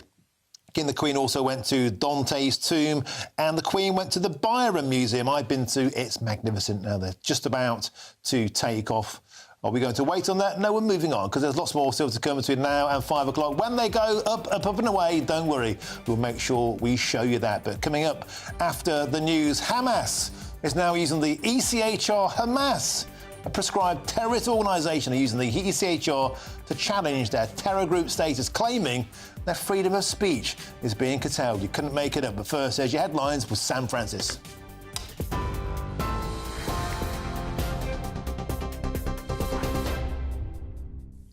Very good afternoon to you. Just coming up to 33 minutes past 4. Sir Keir Starmer has defended the UK's decision not to retaliate against Donald Trump's sweeping tariffs, insisting it's not left Britain at a disadvantage. Most nations now face the same 10% rate on imports to the US. That's after the president paused higher levies, bringing some calm to the global markets. The Prime Minister says avoiding a trade war was in everyone's interest and added there is no business sector calling for a retaliation. Pressed on Donald Trump's recent comments that countries were lining up to strike trade deals, he also said it was vital. Well, we'll just pull away from that story and take you live now to Forlì Airport in Italy. We are watching there on screen as the royal plane takes off into the skies following King Charles and Queen Camilla's visit to Italy for the last 3 days, 4-day state visit, in fact. And they have today been enjoying a music performance before departing from Forlì Airport in those last few moments. It marks the end of a very warm and symbolic visit to UK-Italy ties. They met earlier local farmers and a number of producers and chefs, hearing firsthand about the devastating floods in the area that have impacted Italy in recent years. So hopefully when we head back to Martin in just a few moments, we can show you a replay of that wonderful takeoff from Forlì Airport. Let's bring you some other news now, though, and Sir Keir Starmer has announced that the number of neighbourhood police officers will rise by 3,000 by early next year. It's part of a wider pledge to deliver 13,000 new neighbourhood officers by 2029, aimed at tackling antisocial behaviour and restoring visible policing. From July, that means every neighbourhood will have a named contactable officer and guaranteed patrols in town centres at peak times. The public will also be able to track the performance of their local policing team online. Sir Keir Starmer says that the culture of crime must end and has vowed that officers, he says, would be on the beat, not behind a desk. In other news, the Cabinet Office is cutting nearly a third of its workforce as part of a major civil service shake-up announced by one of Sir Keir Starmer's most senior ministers. Labour's Pat McFadden says 2,100 jobs will be moved to other departments or go altogether over the next 2 years. The cuts come as the government pushes ahead with plans to reduce the cost of running the government by 15%. Civil service unions, though, are warning the scale of the cuts could harm delivery across government, with workers calling for assurances on avoiding any compulsory redundancies. And breaking in the last hour or so, the boss of Greenpeace in the UK has been arrested after activists turned the water outside the US Embassy in London blood red in a protest they say was over the arms sales to Israel. Will McCullum was among 6 people detained on suspicion of criminal damage and conspiracy after 300 litres of dye were poured into the embassy's water feature.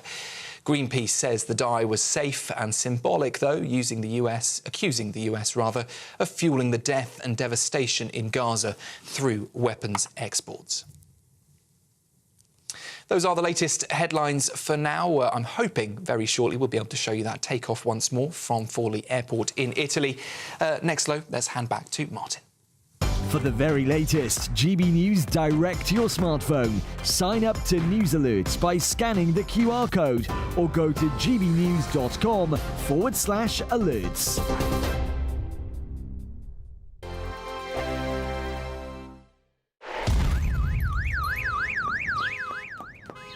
Crash Law 24 sponsors GB News Traffic and Travel Report.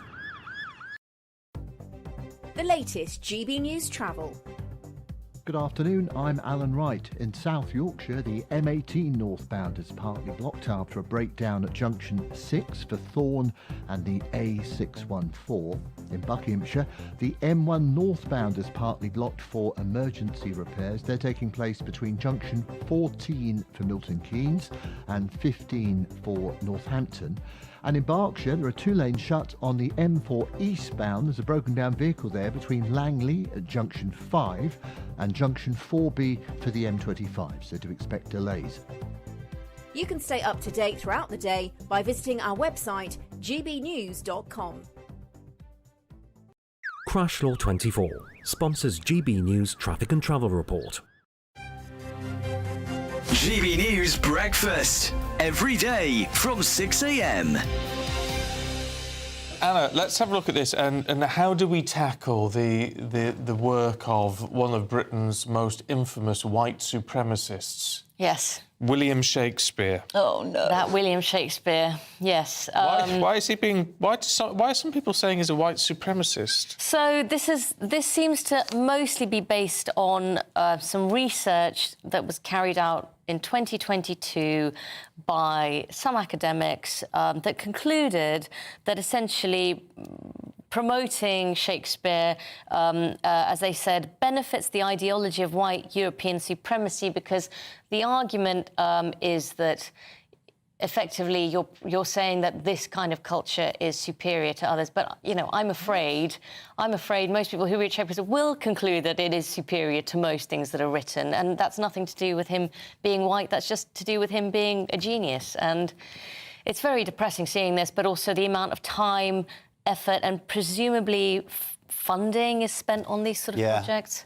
It actually, I think, does a disservice to the youth, to young people, because by effectively erasing or trying to rewrite history, they then don't actually learn about the struggles people have gone through. So it's a bizarre one. But I find it astonishing, because this is Birmingham University that's done this study, or an academic from Birmingham University. Birmingham should be celebrating everything great about the Midlands. It should be biased. If Birmingham and Stratford itself cannot celebrate what makes Stratford and Birmingham great, because celebrating a successful British writer from centuries ago reduces the visibility of writers from other countries that had nothing to do with us in the first place. GB News, the People's Channel.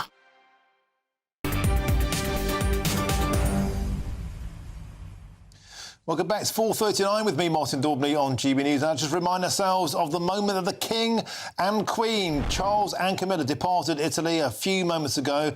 And a very smart plane, it has to be said, resplendent with the Union flag.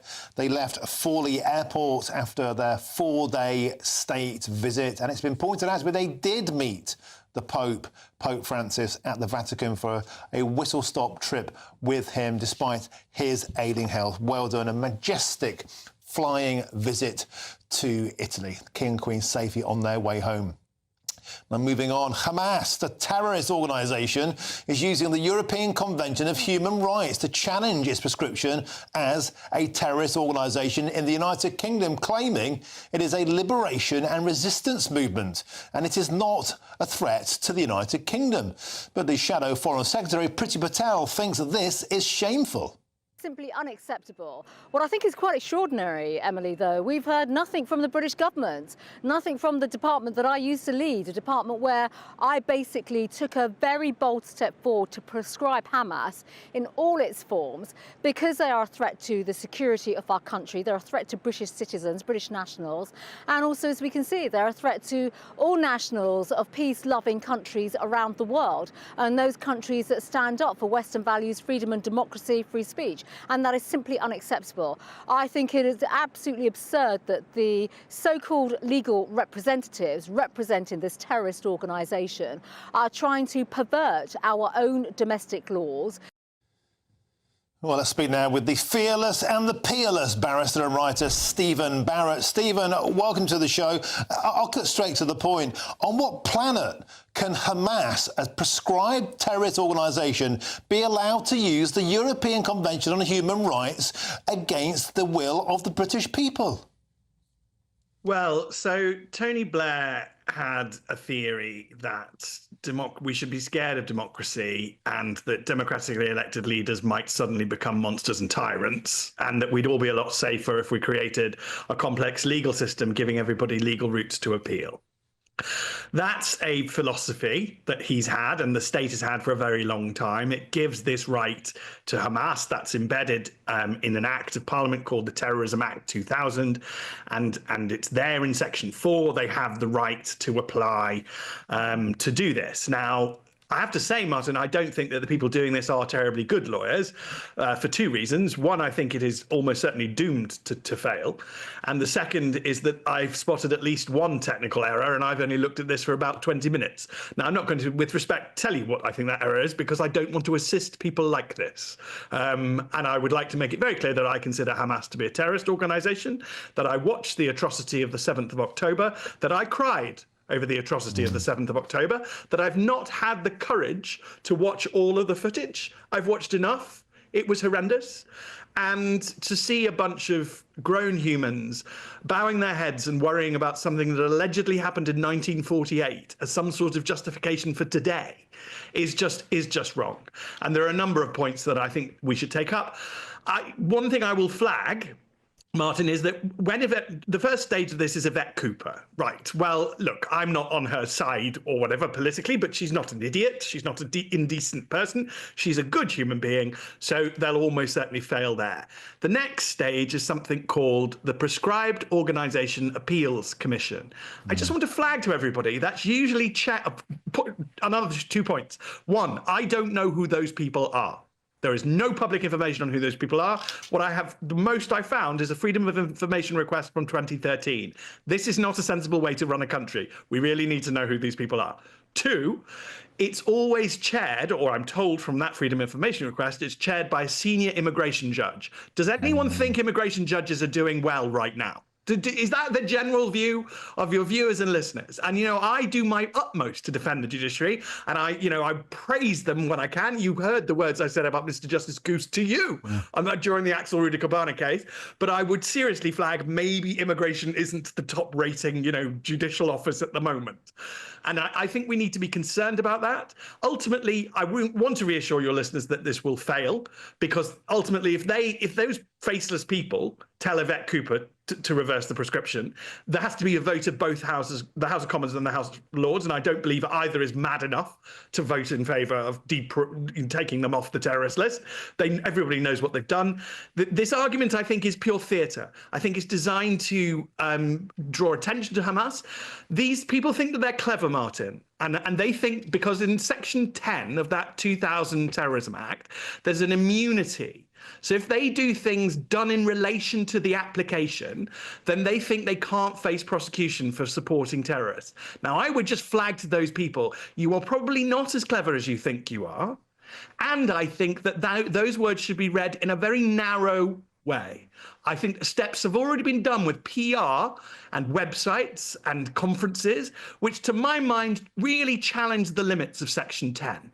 And I don't think Section 10 is a broad brush protection for you to say whatever you like about Hamas for the next it's 90 days until Yvette Cooper does her determination. But if they say they're going to live stream every day. Well, Martin, on Twitter yesterday, they got 14 likes after 9 hours. So they're going to live stream to nobody, as far as I'm concerned. Okay. But if they turn this into a media spectacle to promote Hamas, they're very likely to step out of the protection of Section 10.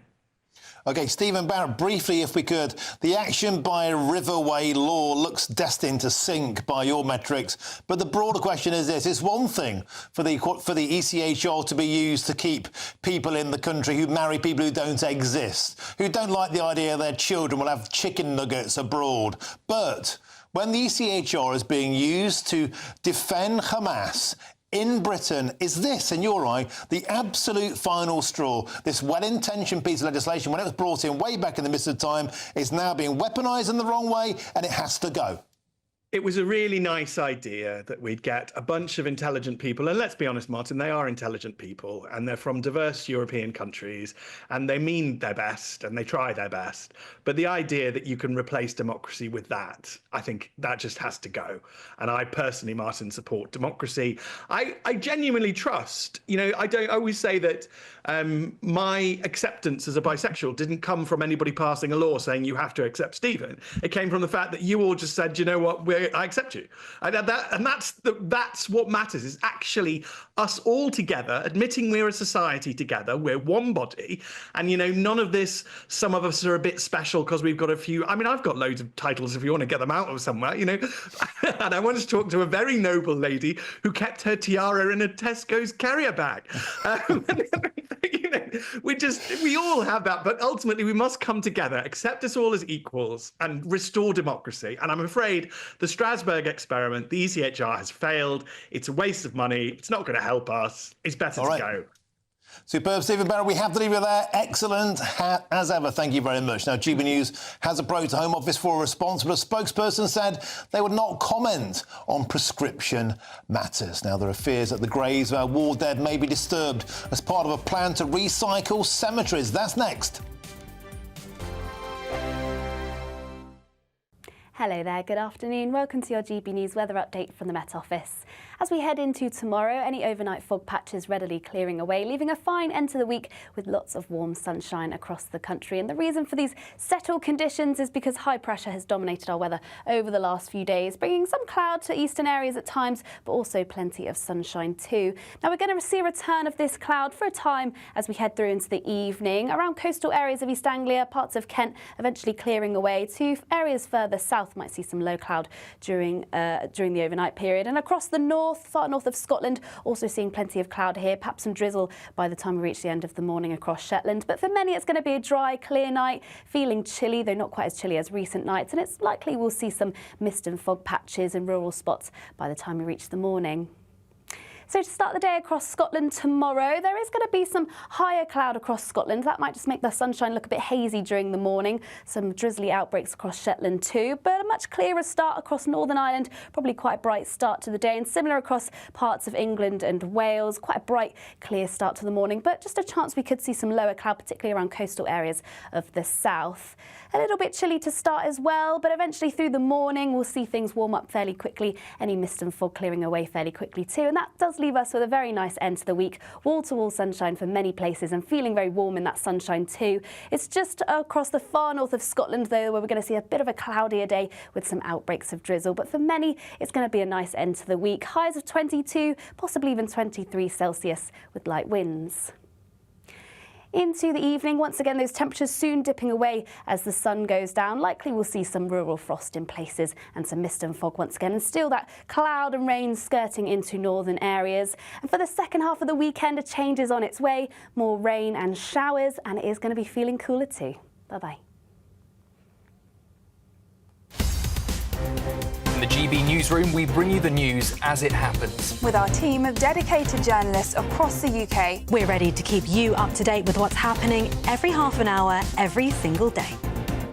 Bulletins here on GB News, the People's Channel, Britain's news channel. We're proud to be GB News, the People's Channel. And as you know, we always love to hear your views. Now, there's a new way of getting in touch with us at gbnews.com/yoursay. By commenting, you can be part of a live conversation and join our GB News community. You can even talk to me, Bev Turner, or any of the members of the GB News family. This is Britain's Newsroom, where your voice matters. It's just astonishing. With expert analysis and honest opinion, we don't just keep you informed. We bring you unique perspectives you won't see anywhere else. Can't argue with any of that. When the news happens, it happens here. On Britain's Newsroom, weekdays from 9:30 a.m. Only on GB News. Welcome back, 10 to 5 now. There are big fears that the graves of our war-dead heroes may be disturbed as part of a plan to recycle British cemeteries. Well, campaigners Paul Halloran and Christine Lehman have handed in today a petition to Downing Street in their fight against this, and they join me now in the studio. Well done on your petition for starters. Christine Lehman, I'm going to start with you. The very notion that they might be digging up veterans from World War I and World War II in itself is horrific. Tell me, what inspired you to start your campaign group? Well, our group, New Friends of Dewsbury Cemetery, we do quite a lot of work in Dewsbury Cemetery. There is actually 124 war graves in there. Mm-hmm. And then last year, I got a video what the Law Commission were proposing regarding reusing old graves over 75-year-old, and it did include the war graves. But eventually the Law Commission denied that they were going to be using the war graves. But it's true. It is true. And you got going, and indeed GBNews... And I decided then, I thought something really does need to be done here. Yeah, you sorted your group, and you were running into brick walls, weren't you? That's when this fella, Paul Halloran, got involved. Paul, you're well known locally, you've stood for elections before, and you're a can-do man, and you kicked a few doors, and you made stuff happen. Tell us about how you made them listen. Christine, listen, this is Christine's baby. She's a wonderful human being, she cares, but she came to me, came to me and said, look, I've approached numerous people, I've approached numerous journalists, nobody is helping me. As you're aware, it sounds slightly conceited, but I've got a profile locally and a following on social media. I know Christine, she does some wonderful work. I said, listen, Christine, I'll help. Let's get it out there. So we put a video together, got it out on social media, put the petition out there, and it got traction and it moved. And obviously then you got involved personally and helped us out with it. And we just, moved it along. Yeah. Christine, so you delivered the petition to Downing Street today. I mean, how did that feel? It's got to be a proud moment for you. Yeah. Really proud. I mean, if you got personal, you're getting emotional now because this has been a big journey for you. You put a lot of your heart and soul into this, and you're standing up not only for people in the Dewsbury Cemetery and the relatives and the deceased, but nationwide. This plan could have been rolled out across the entire nation. If this proposal gets passed, it won't just affect Dewsbury, it will affect nationwide. It'll be all the graves, all the cemeteries. And what they're proposing is it's unbelievable. Digging people up. It's bad enough I'm digging people up to put a road through or to make a car park, but to dig people up with the sole intention of reusing that grave for another burial, it's wrong. It's morally wrong. OK, we have to leave it there. Thank you very, very much, Christine Lehman and Paul Halloran. Excellent work. Well done. And thank you for coming on GBNews today. And we have a writer reply from the Law Commission. They says this: situation is worse in some urban areas, with grave reuse proposed as a solution with sufficient safeguards in place. But soon they were stopped when they met Christine and Paul.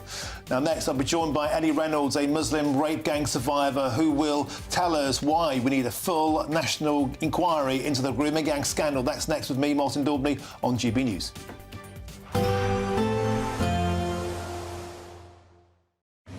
Even though we'll see a cloudy start, it'll be a bright outlook for the rest of the day. Boxed Solar, sponsors of weather on GB News. Hello there, good afternoon. Welcome to your GB News weather update from the Met Office. As we head into tomorrow, any overnight fog patches readily clearing away, leaving a fine end to the week with lots of warm sunshine across the country. And the reason for these settled conditions is because high pressure has dominated our weather over the last few days, bringing some cloud to eastern areas at times, but also plenty of sunshine too. Now, we're going to see a return of this cloud for a time as we head through into the evening. Around coastal areas of East Anglia, parts of Kent eventually clearing away to areas further south might see some low cloud during the overnight period. And across the far north of Scotland, also seeing plenty of cloud here, perhaps some drizzle by the time we reach the end of the morning across Shetland. But for many, it's going to be a dry, clear night, feeling chilly, though not quite as chilly as recent nights. And it's likely we'll see some mist and fog patches in rural spots by the time we reach the morning. So to start the day across Scotland tomorrow, there is going to be some higher cloud across Scotland. That might just make the sunshine look a bit hazy during the morning. Some drizzly outbreaks across Shetland too, but a much clearer start across Northern Ireland. Probably quite a bright start to the day, and similar across parts of England and Wales. Quite a bright, clear start to the morning, but just a chance we could see some lower cloud, particularly around coastal areas of the south. A little bit chilly to start as well, but eventually through the morning we'll see things warm up fairly quickly. Any mist and fog clearing away fairly quickly too, and that does leave us with a very nice end to the week. Wall-to-wall sunshine for many places and feeling very warm in that sunshine too. It's just across the far north of Scotland though where we're going to see a bit of a cloudier day with some outbreaks of drizzle, but for many it's going to be a nice end to the week. Highs of 22, possibly even 23 Celsius with light winds. Into the evening, once again, those temperatures soon dipping away as the sun goes down. Likely we'll see some rural frost in places and some mist and fog once again, and still that cloud and rain skirting into northern areas. And for the second half of the weekend, a change is on its way. More rain and showers, and it is going to be feeling cooler too. Bye-bye. Expect a warm front, moving from the kitchen right through to the rest of the house. Boxed boilers, sponsors of weather on GB News.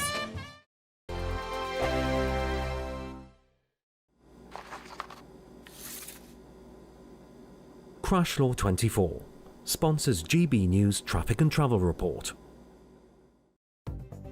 The latest GB News travel. Good afternoon, I'm Alan Wright. In Essex, delays of an hour on the clockwise M25, which is still partly blocked after a collision before junction 27 for the M11. In Buckinghamshire, the M1 northbound is partly blocked for repairs. They're between junction 14 for Milton Keynes and 15 for Northampton. And in West Yorkshire, the M62 is still partly blocked westbound. There's a broken down vehicle there between junction 25 at Brighouse and junction 24 for Ainley Top and the A629. You can stay up to date throughout the day by visiting our website gbnews.com. Crash Law 24 sponsors GB News Traffic and Travel Report. Courtesy of Marquis Leisure, you could be driving away with this brand new Elnag Baron 560 motorhome. It comfortably sleeps 4, comes with sky roof, integrated kitchen and bathroom, and is worth over £67,000. And that's not all, as we'll also give you a further £5,000 in tax-free cash to make sure that wherever this motorhome takes you, it takes you there in style. For a chance to win a motorhome and cash, text WIN to 63225. One entry costs £2.50 plus one standard network rate message, or text BONUS to 63225. 5 entries cost £5 plus one standard network rate message. Go to gbnews.com/win. Entries start at £2.50. Call 0903 686 3232. Calls cost £2.50 plus your network access charge. Or post your name and number to GB13 PO Box 8690 Derby DE1 9TT. UK only. Entrance must be 18 or over. Lines close at 4 p.m. on the 6th of June. Please check the closing time if listening or watching on demand.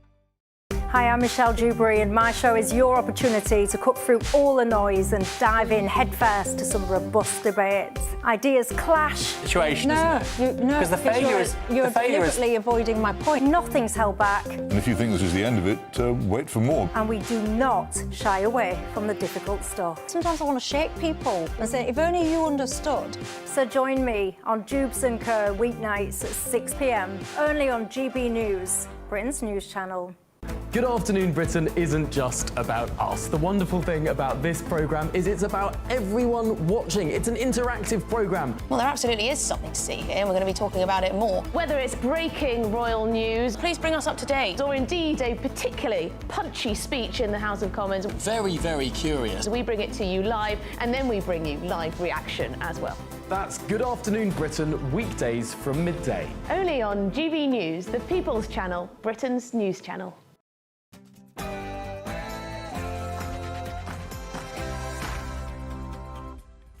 Very, very good afternoon to you. It's 5 p.m. Welcome to the Martin Daubney Show here on GB News. We're broadcasting for you live from the heart of Westminster and all across the UK. On today's show, Labour considers U-turning once again on grooming gang inquiries after a furious backlash from Labour Party MPs as Home Office sources tell GB News that even more local inquiries could now be launched. It's something of a change of position from yesterday, and Charlie Peters will be with us shortly for the full details. And on today's show, I'll be joined by Ellie Reynolds, a Muslim rape gang survivor who says that she was raped from the age of 13. Now, although she helped jail her vile abusers for 54 years, none of her charges were ever brought against them. Today, she'll tell GB News why it's time to reopen her case and why we need a full national inquiry. And critics are claiming that West Yorkshire Police is guilty of anti-white racism after they took the decision to block white British candidates in an attempt, of course, to boost diversity. I'll be joined by a campaigner shortly who says that West Yorkshire Police are the kings of woke. And a group of British immigration lawyers have been blasted as sickening because they're using ECHR laws to claim Hamas is having its freedom of speech unlawfully restricted in the UK. Is it time to strike off these lawyers for representing prescribed terrorists?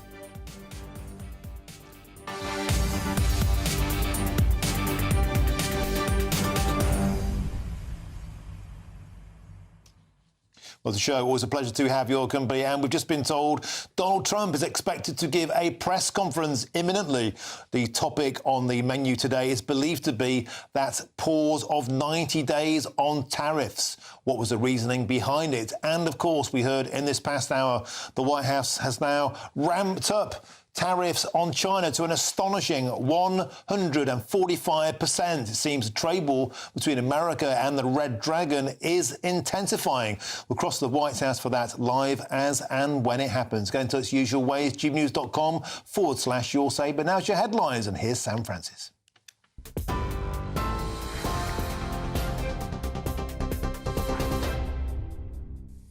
Martin, thank you, and a very good evening to you. It's just after 5 o'clock. US markets have opened sharply lower today, reversing yesterday's rally on Wall Street despite earlier gains in Europe and in Asia. So far, the S&P 500 is down 2.1%. The Dow Jones has dropped 1.6%, and the Nasdaq is leading the slide with a 2.8% fall. In fact, an update on the Dow Jones, it is just now at minus 4.12%, so significantly down again on yesterday's gains. It comes amid ongoing uncertainty over the global economic outlook as tensions between the US and China still escalate. Donald Trump has now imposed 125% tariffs on Chinese goods, prompting an 84% retaliation from Beijing, while keeping a 10% universal levy in place for most other nations. The EU, meanwhile, has paused its own retaliatory tariffs as the White House signals it is nearing trade deals with some of its key partners. Well, earlier, Reform UK leader Nigel Farage said a deal between the UK and US is absolutely possible, and even offered his assistance to the government. We are in a much better position than our neighbours in Europe to negotiate a tariff-free package. I absolutely believe that that is achievable over the course of the next month or two. I'm not going to be seen to interfere with what the government's doing, but if they ask me to help, I promise you I do it, not because I'm a supporter of the Labour Party, far from it, but I do it in the national interest. Sir Keir Starmer has announced the number of neighbourhood police officers will rise by 3,000 by early next year. It's part of a wider pledge to deliver 13,000 new neighbourhood officers by 2029, aimed at tackling antisocial behaviour and restoring visible policing. It means from July, every neighbourhood will have a named, contactable officer and guaranteed patrols in town centres at peak times. The public will also be able to track the performance of their local policing team online. Well, speaking earlier today, the Home Secretary, Yvette Cooper, said that the culture of crime across the country must come to an end. We've been so determined to rebuild neighbourhood policing and over the course of the Parliament to deliver 13,000 more neighbourhood police and PCSOs, which will be a more than 50% increase in neighbourhood policing. There's the additional plans for neighbourhood policing in every region and restoring that principle of officers and PCSOs who know their local communities, work with local businesses and communities to solve problems and prevent crimes and to target repeat offenders and gather that intelligence to convict criminals and get justice. The Cabinet Office is cutting nearly a third of its workforce as part of a major civil service shake-up announced by one of the Prime Minister's most senior ministers. Labour's Pat McFadden says over 2,000 jobs will either go or be moved to other departments over the next 2 years. The cuts come as the government is pushing ahead with its plans to reduce the cost of running government by 15%. Civil service unions, though, warn the scale of the cuts could harm delivery across the government, with workers calling for assurances on avoiding compulsory redundancies.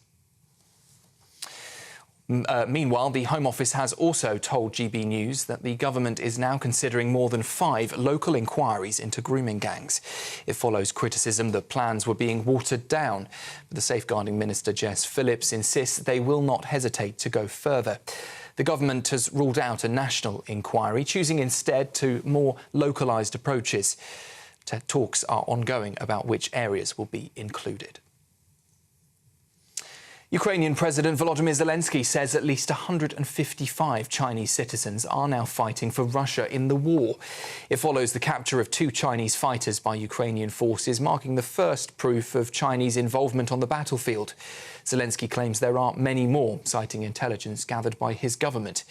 China has denied the accusations, though, and urged a sober view of its role in the Ukraine conflict.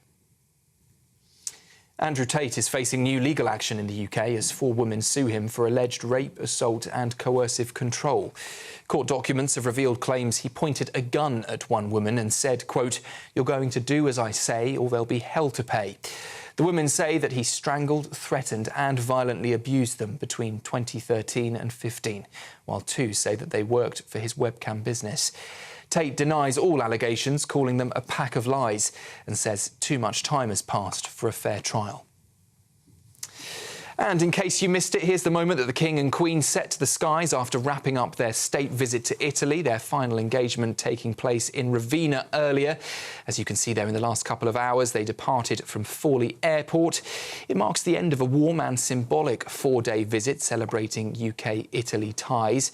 Earlier today, they met local farmers producing and chefs hearing firsthand about the devastating floods that have impacted the region in recent years. Their Majesties were also presented with a mosaic gift, which the King helped to complete earlier in the day.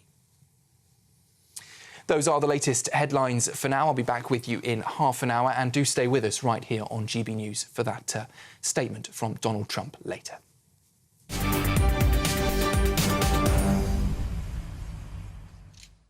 Thank you, Sam. Now, Home Office sources have told GB News today that the government is now considering holding more than the initial 5 grooming gang local inquiries, following a massive backlash to those plans from the great British public. And the government previously refused to hold a national inquiry, instead opting for a more localised approach. I'm joined now by GB News' national reporter Charlie Peters, the man who's done more than perhaps any journalist to hold them to account. Charlie, a confusing situation. The sands are forever shifting. We were told in the last moments of Parliament earlier this week that the 5 local inquiries will be watered down somewhat, and then we were told yesterday, late doors again, a GB News splash that you broke, that the 7-year window for historic claims would be going down to 2 years, and now there's been another dramatic development today. Tell us more. That's right, Martin. It's been back and forth developments on the grooming gang scandal all week, ever since on Tuesday the Safeguarding Minister Jess Phillips made that announcement in the closing hours before the government went into recess for Easter, saying that the plans that they had for locally led inquiries would now become locally led work, which would include inquiries beyond the one that they have planned in Oldham, but would also now include therapeutic care and also victims panels, taking also from that £5 million fund. But today, Home Office sources told GB News that they were committing to the 5 inquiries that they mentioned in a statement to the House on January the 16th. But that could now be even more. Questions, though, Martin, raised for the government around funding. The Telford inquiry, which is the model they're basing it on, indeed, they say that Tom Crowther, the KC who led that inquiry, would be developing a framework for it, though he says he's not had any involvement since. That inquiry cost £8 million. So how are they going to do 5 and maybe even more, as they told us this morning, with just £5 million? That's, you might say, insufficient cash based on the plans they've already outlined. But there are also concerns about where those other areas may be. As I said, Martin, just Oldham being confirmed at this stage. And when the Home Secretary, Yvette Cooper, made her announcement in January, she said that they would outline those 4 other areas before Easter. Well, here we are, and we don't know where the others might be. A newspaper reported last night that they were considering negotiations with Dewsbury, with Bradford, and also with Oxford, an area which is often overlooked in this discussion, but where there have been dozens of convictions. However, government sources told me this morning they do not recognise those claims. So, Martin, in January they said 5. On Tuesday they didn't put a number on it. Now they're saying more than 5. But really, when it comes to the facts, only 1 has been confirmed. Thank you, Charlie Peters, for bringing us up to speed, and thank you once again for all the work you do to make sure this story will not go away. Thank you. Now, as we move on, just a warning here that we bring you now a story that some viewers may find distressing. Ellie Reynolds, a Muslim rape gang survivor, says that she was raped from the age of 13. For 5 years, she says she was subjected to violent rape, sexual assault and sinister threats. And although she helped to jail her vile abusers for 54 years back in February this year, none of her charges were ever brought against them. Now, Ellie has bravely waived her rights to anonymity to open up to us today on GB News about what has happened. Ellie, welcome to the show. First of all, I want to just pay tribute to your immense bravery. I really, really and truly mean that, you know, for waiving your anonymity and coming onto the show today. What you've been through is something that nobody should have to go through, but I just want to say thank you for your huge courage. Ellie, if I may, as painful as it is, could you in some way relay to GB News viewers some of the ordeals you went through? And it started aged just 13. Yeah, so I was subjected in Cumbria, Barrow-in-Furness, to a multiple men rape gang. I was kidnapped off streets in broad daylight. I was drugged. I was held hostage in flats and takeaways. There was multiple gang rapes that took place over the space of 5 years. It was a living nightmare, it really was, and I'm not quite sure how I got out of it, let alone I'm doing so well. So I was subjected to a lot of trauma by grooming gangs. And this went on for years. Did you ever reach out to the authorities? Did you ever cry out for help? And what happened? I did, yes. So there was children care workers involved that had inklings that stuff was going on. They were writing down that I was a Category 2 CSE victim. They were going to the flats and checking them out. I also went to the police. I tried to go to the police on the 3rd of March 2018 and found myself arrested on the 4th of March 2018. That case went on for 3 years, in which I was acquitted. So I feel like I tried to reach out to authorities and I was silenced pretty much. Not only that, but they seemed to put charges against you, which effectively meant that, yeah, you were gagged, you were silenced. That took your voice away from it. Nevertheless, of course, we can't name these individuals, but nevertheless, they were successfully jailed after the true horror of what they were doing came out. And they've been, as you said, hiding in plain sight for 14 years, operating 14 years, getting away with it. Yeah, absolutely. I mean, from my personal point of view, I think that if the authorities would have listened to a lot more people, it could have potentially have been stopped a lot sooner. It took multiple victims for anybody to kind of take any sort of notice. And still a lot of victims that have been unheard on the situation as well. And Ellie, you now believe there is sufficient evidence to reopen your case. You'd like to be heard. Is that likely to happen? Where are we at with that? So I was contacted by the authorities that have said that, you know, now there's been a successful conviction, they are interested in reopening my case. I feel like it shouldn't have been that long. I mean, this is 7 years down the line now. But the authorities are saying that they're going to reopen it. Do you have any faith in the authorities after the way you've been treated? You went to them in your darkest, most desperate hours of need after all the traumatic and terrible abuse you went through, only to find yourself being charged. Do you have any faith now? None whatsoever. I feel like really it put me more at risk going to the authorities for the abusers to then find out that I'd reported it, and I had no level of protection from authorities. I felt nothing but shame and like I wasn't believed. So I really don't have any faith whatsoever in any kind of authorities, unfortunately. Ellie, when you hear politicians talk about this week, We've seen a change of position. A lot of people felt there should be a full, transparent national inquiry with full power to demand anybody, no matter how powerful and no matter how far the crimes go back. Presumably that's the kind of inquiry that you want. Do you have any faith that the British political class is listening to survivors like you? Not really. After seeing a list of many people that have denied it in not only local areas but across the country, I wish that I did have a little bit of faith, because I think when it came out that there was 5 recommendations, we kind of had a little bit of light at the end of the tunnel. And I feel like now it was more a torch full of lies. They're still not really taking any interest, and it's soul destroying, because there's still a lot more potential people and victims out there.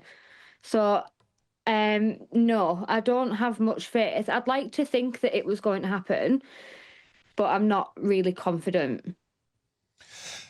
Ellie, may I ask you, do you think the politicians are afraid of this because of the racial element? They're afraid of being called racist. They're afraid of being called Islamophobic. Do you think that's the case, and how does that make you feel? I think that plays a huge factor, especially given what's gone on in my own area. I feel like there's a lot of stuff as well that would be concerning if it came to the surface. So I do feel like racial aggravation plays a big part in it. And really, when it boils down to it, it's not about politics, it's not about race, it's about children out here in our country that are being abused. And unfortunately, that is just not the main focus for politicians and authorities, which it really should be the main point. Ellie, we've spoken with survivors before on GB News. Charlie Peters has spoken with many more than I. One thing that seems to come through is that time and again there is this notion that white girls like yourself were specifically targeted because you were white. Is that a fair assumption of what happened to you? I'd say it was fair with some of the threats that I received from my abusers and some of the names that I was called. Yeah. And why do you think that was? Is it about power? Is it about specifically targeting you because they see you, I don't know, as inferior to them? What do you think's driving that? I think with my personal experiences, it was definitely a power thing. I don't believe for one second that my abusers valued or respected young white girls. So I do feel like it was a control and respect within themselves situation, if that makes sense. And how does that make you feel when that's been your lived experience? You went to the authorities, you presumably told them all of this, and it was met not only with the wall of silence, not only with inactivity, but they tried to charge you. I think at the time, I was so young and I was so weak and I was just mentally and physically drained, and I really did put my all into having some sort of hope that the police were going to help me. With a case running for 3 years when you're accused of something that you haven't done, I don't know how I managed to get by on a day-to-day basis. I changed a lot about myself. I don't even look like I used to anymore when I was going through my abuse. I was more shocked and let down because I feel like people are always raised on, have respect for authorities, treat them with respect. I was certainly raised like that, and I can certainly say that I will not be raising my children like that. Because you've completely lost all faith in authority. Yeah. And how does that make you feel? You're clearly a good person. You're clearly wonderful. You clearly have great moral fibre. God knows how you have still got that. But you've completely lost faith, haven't you? Yeah, I feel like we took multiple chances back to the police for them to reinvestigate a lot sooner than 7 years later. I find it very hard to even believe now that they're interested in reopening my case, given what I was put through by not only my abusers, but them too. It really did impact my mental health, and I really find it quite tying to be expected to have some sort of respect for them. I really don't. Can I ask you, just if you could give a message now to the Prime Minister, to the Home Secretary, to Jess Phillips, the Safeguarding Minister, what would you say to the British political class? Well, an email was sent to Jess Phillips, who did arrange to meet with me, but this was a couple of months ago and I've heard nothing since. My message would be, I really feel like people need to start taking the victims more seriously, because we have lived a life of hell anyway. And the more that we're not taken seriously and mocked and not believed, the less likely other people that are going through it are going to speak out too, because they're going to look at us and think, well, if she's not believed, why would I be? So it's a ripple effect of just downright negativity. Can I finally ask you, how are you? I mean, you seem you seem remarkably well together. You're smiling. You look great. I mean, how are you? I'm great. I didn't, my life now is completely not what I imagined it to be. I really struggled when I was going through what I was to think that I'd even be living today. There was plenty of times where I didn't think I was going to make it out. So I take every day really as a blessing, because, I'm out of it. I'm raising awareness for other people. I'm advocating for other people. That was always my main priority. I've got children now. I did everything that I never thought I'd have a chance to do. So it makes me happy knowing that I can come and talk to people and raise the awareness for other people that are sat at home too afraid to, and understandably. I want to be that voice for them, and I will always, as long as I am breathing, be that voice. Ellie Reynolds, astonishing. I think you're an incredible person. Thank you so much for waiving your right to anonymity, speaking out, having the bravery, and I'm sending the love, not only for myself, but I think for everybody watching this channel, for everybody out there. Thank you for what you're doing. Thank you for coming on the show today. I wish you the very, very best of luck. God bless you. Thank you very much. Now, GB News reached out to the Crown Prosecution Service, the Home Office and Cumbria Police about Ellie's story. The Crown Prosecution Service spokesman said this: "It is right that the offenders were convicted for their heinous crimes. We look at each case individually, and after a careful review of the evidence in Miss Reynolds' case, we concluded there was not a realistic prospect of securing a conviction. And we know our service to victims and complaints hasn't always been good enough, which is why we've recruited new victim liaison officers and rolled out training for staff working with victims." And the Home Office also replied to us with a spokesperson saying this: "It is wholly wrong to claim the government is cancelling local child sexual abuse inquiries.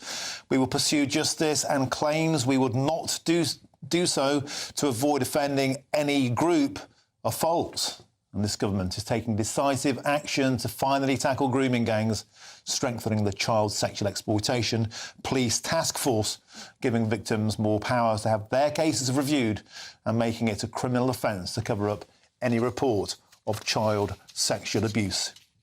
And meanwhile, a spokesperson for Cumbria Police said this: "Cumbria Constabulary thoroughly investigated each allegation reported by an individual in the Barrow area in 2018.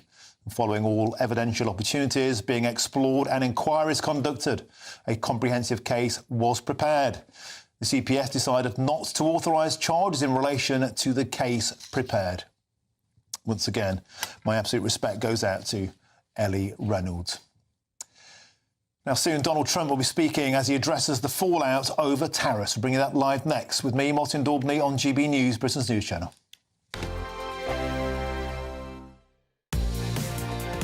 Mornings don't have to be tiresome, especially if you have the right company. Wake up to news as it happens, opinion and debate, and of course, a little bit of entertainment too. Because when the kettle's on, we're on. That's Breakfast on GB News, a show worth waking up for. Every morning from 6 a.m. Only on the People's Channel, Britain's news channel. We'll spread the news, you spread the word.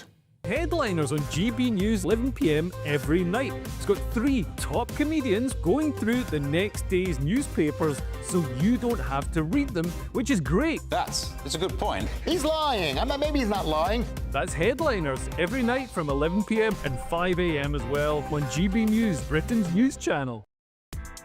Join me, Nana Akwe, for an informative, interactive news programme with a difference. It's fun. No, he didn't say that, Dave. I'm so surprised. I think there's an element of truth to that. Join me from 3 p.m. every weekend, only on GB News, Britain's news channel. This is Britain's Newsroom, where your voice matters. It's just astonishing. With expert analysis and honest opinion, we don't just keep you informed. We bring you unique perspectives you won't see anywhere else. Can't argue with any of that. When the news happens, it happens here. On Britain's Newsroom, weekdays from 9:30 a.m. Only on GB News. Westminster, the ultimate clique. And you're fighting like rats in a sack. But here on the Camilla Tominey Show, we ask the questions the establishment media is too scared to ask. OK, let me ask you a straight question, because I know you're a straight-talking politician. Whether it's net zero, illegal immigration or law and order, nothing is off-limits. You had the power then. Yeah, as I say, now you've lost it. That's the Camilla Tominey Show, a politics show that's fearless. No, let me finish my question if you don't mind, because it is my show. Sundays at 9:30, only on GB News, the People's Channel, Britain's news channel. The royal family is an enduring symbol of tradition, unity and pride for Britain. At GB News, we celebrate what makes this country great. In our new Royal Newsletter series, you can join me, Cameron Walker, for Inside the Palace, an exclusive look every week that takes you beyond the gates and brings you the very latest from those at the heart of the monarchy. Never miss a royal moment again. Sign up now. Go to gbnews.com/royal newsletter and get the latest straight to your inbox. We're proud to be GB News, the People's Channel. And as you know, we always love to hear your views. Now, there's a new way of getting in touch with us at gbnews.com/your say. By commenting, you can be part of a live conversation and join our GB News community. You can even talk to me, Bev Turner, or any of the members of the GB News family.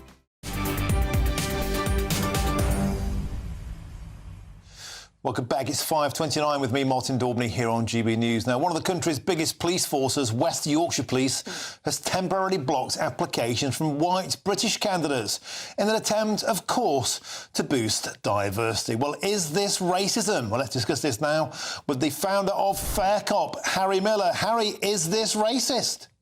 Yeah, it's absolutely racist. I mean, it's not only racist, it's racism off the scale. It's an Olympic sport of racism. People in West Yorkshire, officers in West Yorkshire, are being graded as either gold, silver or bronze. And if you're black, then you're gold. If you're white, you're not even close to the podium. You are not going to get on in West Yorkshire. The best thing that you can do is find another job or apply to a different force, because West Yorkshire is not a place for you.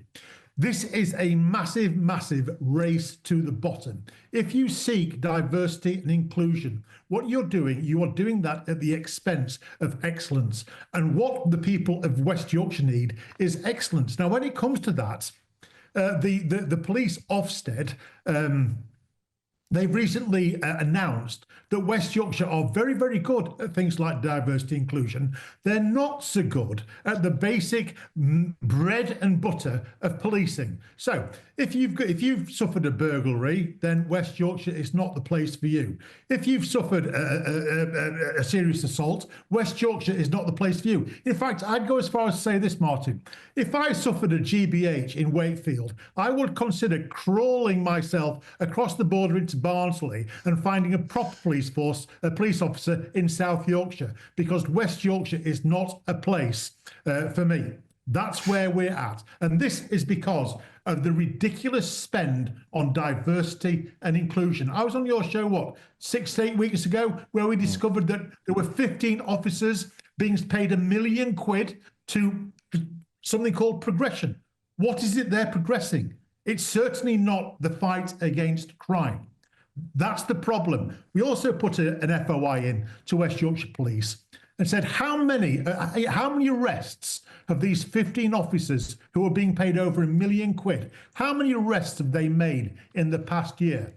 And the answer, a great big fat 0. These are not police officers as you and I would think of them as police officers, Martin. These are Harry, ideologues.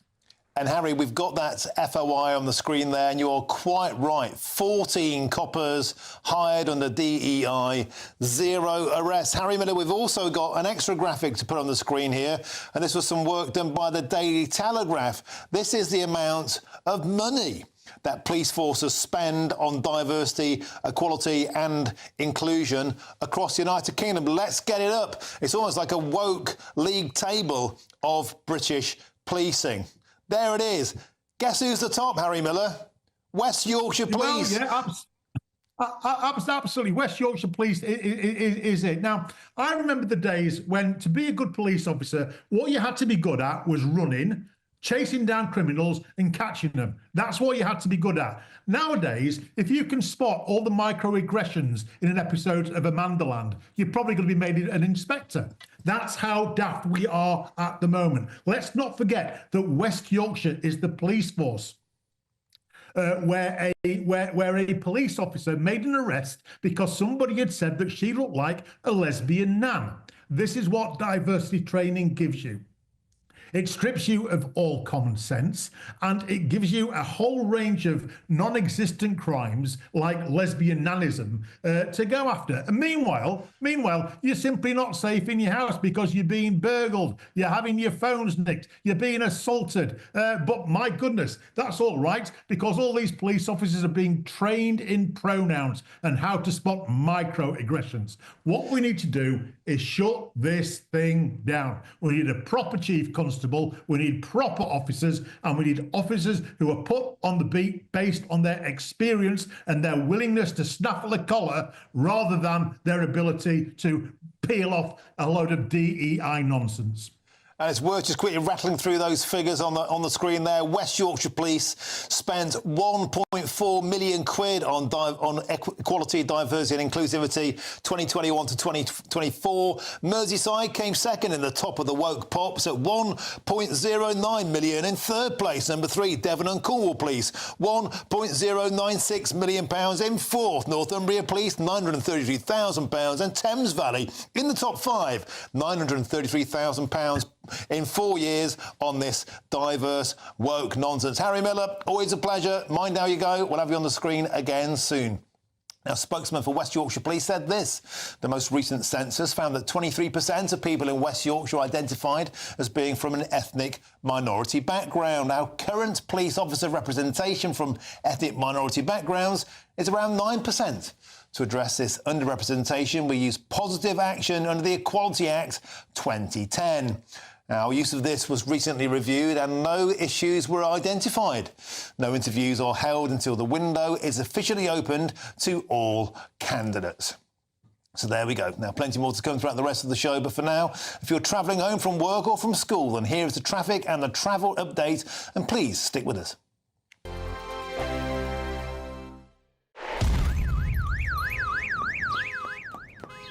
Crash Law 24 sponsors GB News Traffic and Travel Report. The latest GB News Travel. Good afternoon, I'm Nick Arkell. The M1 northbound is doing all right with traffic, but there are some emergency repairs closing a lane. Just to warn you, junction 14 to 15 in Milton Keynes. Be careful there. The M25 clockwise is still backing up, junction 13 to 15. Long delays where there was a collision. Anti-clockwise, there was a breakdown car, junction 13. That's left a queue back to Heathrow, junction 14. And it's queuing anti-clockwise, junction 5, where there was a collision as well. It's slow on the M4 eastbound with a breakdown lorry closing a lane, junction 5 through to 4B. And the M40 southbound is affected by a collision at junction 10, the turning for Cherwell Valley services. You can stay up to date throughout the day by visiting our website gbnews.com. Crash Law 24 sponsors GB News Traffic and Travel Report.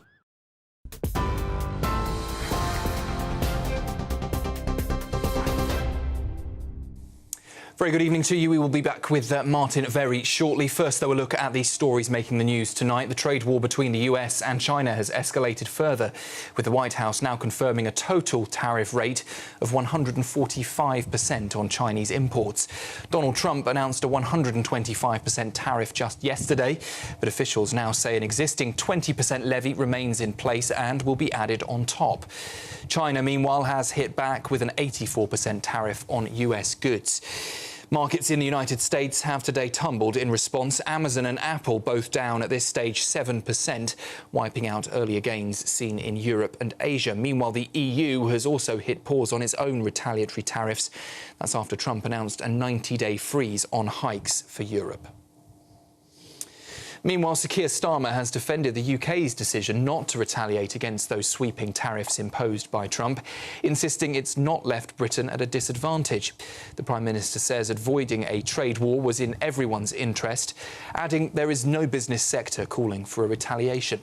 Pressed on Donald Trump's recent comments that countries were, he said, lining up to strike trade deals, the Prime Minister said it was vital to maintain a calm and pragmatic relationship with the UK's closest ally. We understand that the Chancellor, Rachel Reeves, will be raising the issue in Washington later this month. Well, let's just bring you a breaking update from Leicester, where we are hearing this evening that a woman and a 16-year-old boy have both been arrested on suspicion of murder. That is after a man has been found fatally stabbed in a house there. The 32-year-old woman was arrested at the address at the time, while the teenager was located shortly afterwards. We understand both remain in custody. Leicestershire Police have now referred the case to the police watchdog due to previous contact with the victim, and detectives are urging anyone with information or possible footage from the area to come forward. And in other news, an extreme wildfire warning has been issued across Scotland as firefighters race to contain blazes already breaking out ahead of what could be a weekend of soaring temperatures. Crews are already battling two separate fires where thick smoke has forced residents to shut their windows and doors. The warning in place for Friday and Saturday comes as the Scottish Fire and Rescue Service urges the public to avoid lighting outdoor fires and to take extra care. Well, with warm, dry weather set to continue, fire chiefs are calling for extreme caution and say the power to prevent disaster lies in our hands.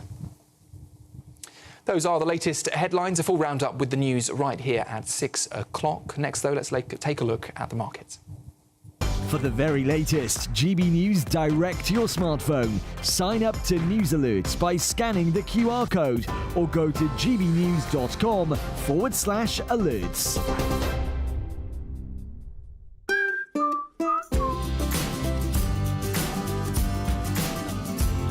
Done. My Claim Group sponsors the GB News Finance Report. Well, here's how the markets have shaped up by the end of the day. The pound will buy you $1.2933 and €1.5663. The price of gold, £2,447.20 per ounce. And the FTSE 100 has closed the day today at 7,913 points. Done. My Claim Group sponsors the GB News Finance Report. Hi, I'm Michelle Dewberry, and my show is your opportunity to cut through all the noise and dive in headfirst to some robust debates. Ideas clash. Situation, Because the failure is you're deliberately avoiding my point. Nothing's held back. And if you think this is the end of it, wait for more. And we do not shy away from the difficult stuff. Sometimes I want to shake people and say, if only you understood. So join me on Dubes & Co. weeknights at 6 p.m, only on GB News, Britain's news channel. GB News Breakfast, every day from 6 a.m. The great thing is that this is going to be the perfect summer to stay in the UK. A couple of reasons for that. The first one is, well, yeah, you can't do much about the weather, but what you can do is save an absolute fortune. I've been looking at, for instance, all the tourist attractions around Europe. The prices are going through the roof. You want to go and see some beautiful pictures in the Prado in Madrid, that's going to cost you over 30 quid. And yet, here in the UK, all our big cultural attractions are free. And furthermore, you will be doing the country a favour, because the best thing you can possibly do is spend money here, create jobs, pay taxes, and make things just a little bit better than they are now. So, Joe, does that convince you to take a staycation this year? Well, my staycation will be here in Tenerife for sure. I want the guaranteed sunshine, and I want the cleaner air. And the cheap places to eat. I mean, Simon was talking about the costs, but in Tenerife, you go into the mountains and the hillside areas, you can still get a 3-course meal for under €20, very good quality. There's arguments, obviously, for both sides, but I think for most people, it's just that guaranteed dose of sunshine that people are looking for. Yeah, I mean, it's very hard to get away from that, Simon, isn't it? That we do want the weather. Yeah, but we just got to recalibrate, honestly. And tell you what, there's going to be an awful lot of people who are going to be travelling to Tenerife, other places, particularly around the Mediterranean, this coming Easter, because they've literally been scorched over the past couple of years in July and in particular August. Very, very high temperatures. Brits have had enough of too much sunshine. GB News, the People's Channel. Good Afternoon Britain isn't just about us. The wonderful thing about this programme is it's about everyone watching. It's an interactive programme. Well, there absolutely is something to see here, and we're going to be talking about it more. Whether it's breaking royal news, please bring us up to date, or indeed a particularly punchy speech in the House of Commons. Very, very curious. We bring it to you live, and then we bring you live reaction as well. That's Good Afternoon Britain, weekdays from midday. Only on GB News, the People's Channel, Britain's news channel.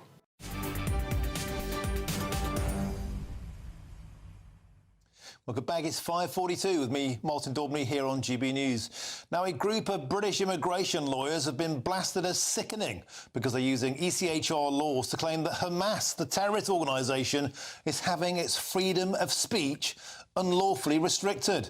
Let's get the thoughts now of the former SAF soldier Phil Campion, who has first-hand experience of Hamas. Phil, always an absolute pleasure to have you on the show. How does it make you feel? You've seen Hamas up close and personal. How does it make you feel to realise that British lawyers are sticking up for their human rights on British soil?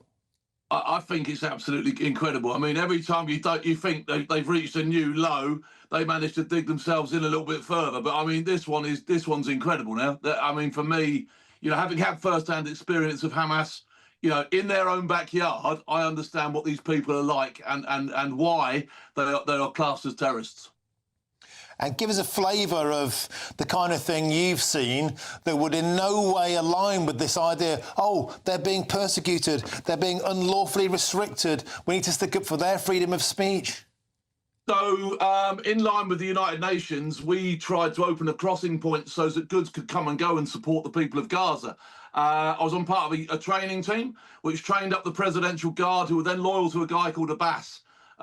We got the thing working. We got the checkpoint over. The Israelis were happy. The whole thing was going extremely well, and they were entering negotiations and looking like they had a little bit of a normal rapport going. Hamas took umbrage to that. Hamas then took the strip by force, literally like a military coup. They took over the whole strip. They executed the people that we had trained and sent the video viral and via us. Putting it to music, executing my guys actually on the floor in front of me. So I've had a sort of like a personal look at them very close up indeed. Subsequently, 6 months. Sorry. Go on, mate. Subsequently, 6 months later, or it might have been a little bit earlier than that, the power station at a place called Deir al-Bala, which is in the centre of the strip, was bombed. And the only team that could manage to go in and fix it were a team from Sweden. And they insisted that they took some security from the Western world with them. Now, I ended up on a team going back into Gaza to give them protection. But as part of the deal, and this is that photograph there, I had to work hand in hand with Hamas, who had promised our security whilst we were in the strip. But it was there that I really got to understand the psyche behind these people. And it really is a brutal regime with no negotiation. Their tolerance of anything outside of their own ideals is completely null and void. They have got no idea, no respect, and no feeling for anybody else other than their own ideals. Now, Phil Campion, they don't sound like downtrodden people who need to have their free speech protected by British lawyers. What planet do you think these lawyers are on? For me, it's just absolutely incredible. And if those lawyers had actually been, like myself, into the Gaza Strip and seen firsthand the carnage and the devastation that these people cause to normal people. I mean, this isn't me having a pop at the people of Gaza, because the average person in Gaza, if they were given a voice without persecution, would vote these people out in a heartbeat. But with fear of repercussions, then they have to toe the parting line. This is a regime that took over by force and brutality. This isn't a regime that was voted in. And these people are extremely dangerous and aligned to things like, you know, Al-Qaeda. It'd be like, you know, saying, oh, let's listen to ISIS. Let's give them a voice. It would be absolutely, you couldn't get your head around that. And this is a similar level. So I think if those lawyers had any understanding or experience frontline themselves, they'd have walked away from that job. I mean, surely, you know, a few dollars on a job like that, there must be something else they can do. I can set them to work if they want to work. You know, that to me is just, it's inexcusable. There we go. A healthy dose of reality there from Phil Campion. Perhaps the lawyers at Riverway Law might want to listen. Phil, always an absolute pleasure. Thank you very, very much for joining us today on GB News. Mind now you go. Now you can search some holiday sun, and who can blame you? Then here is the forecast for some of the top European holiday destinations. Dinner under the stars tonight? That reminds me of our travel insurance. You mean all clear skies? All Clear Travel Insurance sponsors GB News Travel Destinations forecast. Storm Olivier is making its way across Portugal and Spain, bringing some heavy rain and strong winds, continuing as we go into Friday. Some places seeing around a month's worth of rain in just a day or so. A little bit dry as we go further east. In fact, across Italy, Friday's looking largely fine with some decent sunshine. Also mostly dry for Greece, but here temperatures are well below average. In some places, they're around 10 degrees below. A mixed picture as we go through the weekend and into next week. Bye-bye. All Clear Travel Insurance sponsors GB News Travel Destinations forecast. Welcome back, and we've got some live pictures now, I believe, of Donald Trump. Donald Trump expected to address the White House shortly on the topic of those 90-day tariff pauses coming ahead. The markets have gone, has to be said, into turmoil. Here is Donald Trump at the White House. Talking about a lot of different things. Consumer prices have actually dropped. There's very little inflation. Everybody predicted a lot of inflation, very little inflation. Energy costs are down. Interest rates are probably down. They scatter, but they're probably down. Prescription drug prices are even to down. We're doing very well. It's been amazing. We had a big day yesterday. There'll always be transition difficulty, but we had in history, it was the biggest day in history, the markets. So we're very, very happy with the way the country is running. We're trying to get the world to treat us fairly. This is something that should have been done 25 years ago, and it wasn't. Should have been done 40 years ago, and it wasn't. But no president was willing to take it on, but you had to. It's not sustainable. It wasn't sustainable. And as you know, without a lot of money being added, which is a lot of money that we could add, the country is making approximately $2 billion a day. And when you think of it, we've never done that before, never come close to it. And the number is probably $3.5 billion a day. And that makes us a very strong country. But we have Scott here and Howard and some of the people that are working on deals, and the biggest problem they have is they don't have enough time in the day. Everybody wants to come and make a deal, and we're working with a lot of different countries, and it's all going to work out very well. I think it's going to work out really very well, but we're in good shape. There's no inflation. There's very little inflation, and I went 4 years without inflation, and I took in hundreds of billions of dollars from China and others, taxes in China. But we took in hundreds of billions of dollars a year from China, and we had no inflation, essentially. So we think we're in very good shape. We think we're doing very well. Again, there'll be a transition cost and transition problems, but in the end, it's going to be a beautiful thing. we're doing again what we should have done many years ago. We let it get out of control, and we allowed some countries to get very big and very rich at our expense, and can't let that happen. It's not a sustainable formula. So I wanted to just thank everybody at the table, and maybe I'll go around and ask some of you a little short couple of answers. Pete just got back from Panama, and he's been all over the place, and you want to give us a little report on that and whatever else you might have to say. Everyone at this table is doing an incredible job, by the way, I have to say. Incredible. And the relationships are, it's like they're friends. There's really, the relationships are very strong, really good, really strong. And these meetings are very good. And I think, you know, I don't believe there's any other president that allowed the press to come into a meeting such as this. These are very sacred meetings. These are very private meetings. But we have nothing to hide. And I think it's good. I think it's a good, we want to be, a word you like to use, Jeff, is transparent. So we want to be transparent, and we'll do that by starting with Pete. Go ahead, Pete. Yes, Mr. President, we just got back from Panama last night. We were at the Panama Canal with our Southcom commander ships, F-18s, troops, and signed a couple of historic deals. One which is with the Panama Canal Authority, a framework for U.S. vessels, first and free through the Panama Canal. Right. And then also a memorandum of understanding with their security minister for the presence of U.S. troops. Fort Sherman is an old U.S. base there, as well as their naval station and air station, jointly with Panama to secure the Panama Canal from Chinese influence. That's something you said, we're taking back the canal. China's had too much influence. Obama and others let them creep in.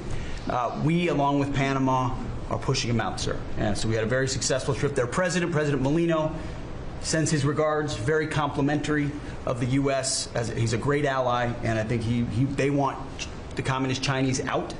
And with our troops there partnering with their forces, we've got a chance to push them all the way out, sir. We've moved a lot of troops to Panama and filled up some areas that we used to have, and we didn't have any longer, but we have them now. And I think it's in very good control, right? Yes, sir. Okay. Thank you, Peter. Very good. Howard? So, so we've have so many countries to talk to. It is, it's incredible. I think Scott and I'm not sure we could ever have enough time in the day to talk to all these countries because they want to talk and they want to talk now. And they have come with offers that they never, ever, ever would have come with, but for the moves that the president has made, demanding that people treat the United States with respect. We're getting the respect we deserve now, and I think you're going to see historic deals, one after the other. And then I'm very excited that within a week and a half, we're going to start with the gold card, and the Trump card is coming out, and we're very excited about that, and that's coming soon. So very excited. Thank you very much. Good job. Linda? Well, on a couple of fronts, we have been addressing the issue of anti-Semitism on campuses. There's been some grant funding and contract funding that we've reviewed, and some canceled and some we've put on hold, waiting for that, while we do an investigation.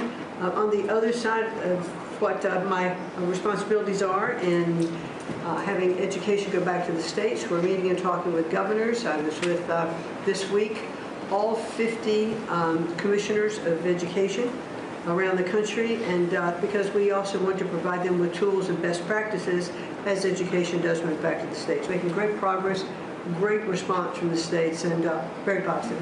And what about colleges? You're holding $400 million from Columbia. From Columbia. $8 billion from Harvard. Can you imagine the money we pay Harvard?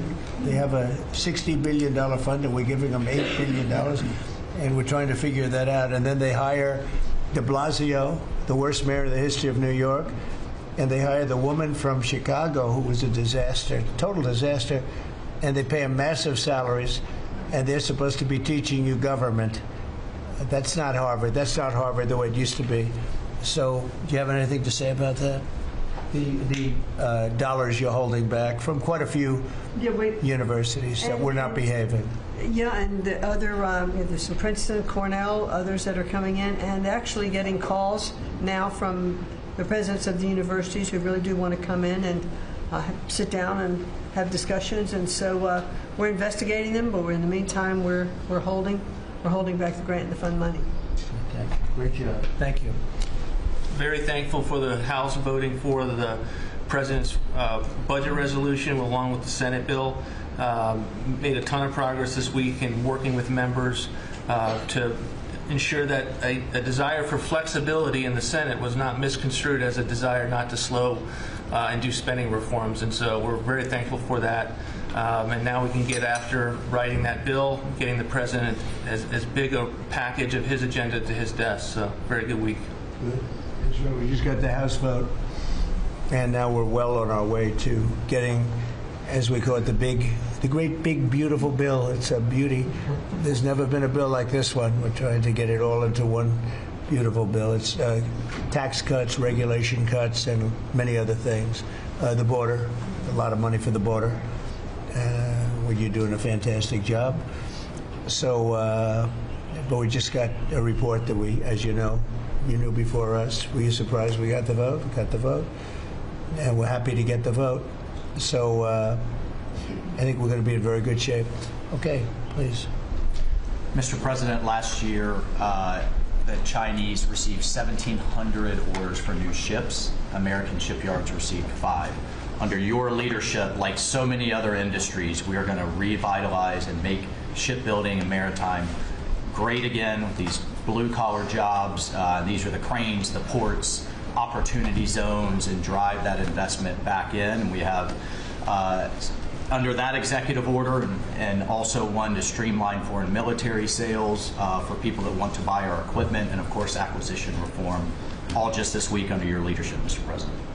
So we're going to be rebuilding our shipbuilding business. We may would have to go to Congress for this, but we may buy some ships from other countries that we're close to and that do great jobs with ships. But we're going to start the process of rebuilding. We don't really essentially build ships anymore, which is ridiculous. It's going to be a very big business for us in the not too distant future. But in the meantime, we have countries that do very well at building ships, and we'll be dealing with those countries, and we may be ordering top-of-the-line ships from those countries. And within a fairly short period of time, we'll be building our own ships. So we'll probably have to go to Congress for that, but we're not going to have a problem. Susie, thank you very much for the job you've done. Go ahead, please. I just want to make sure you know that this cabinet, I think, pretty uniquely collaborates and cooperates and works together to accomplish all that you've asked them to do, and I think they deserve a lot of credit for that. True. You're doing a great job. The chief of staff, doing a great job. Lee, go ahead. Mr. President, the Biden EPA was strangulating the economy. The Trump EPA understands it's not a binary choice. We can protect the environment and grow the economy. Working with Doge and Elon Musk, we've now canceled $22 billion worth of grants.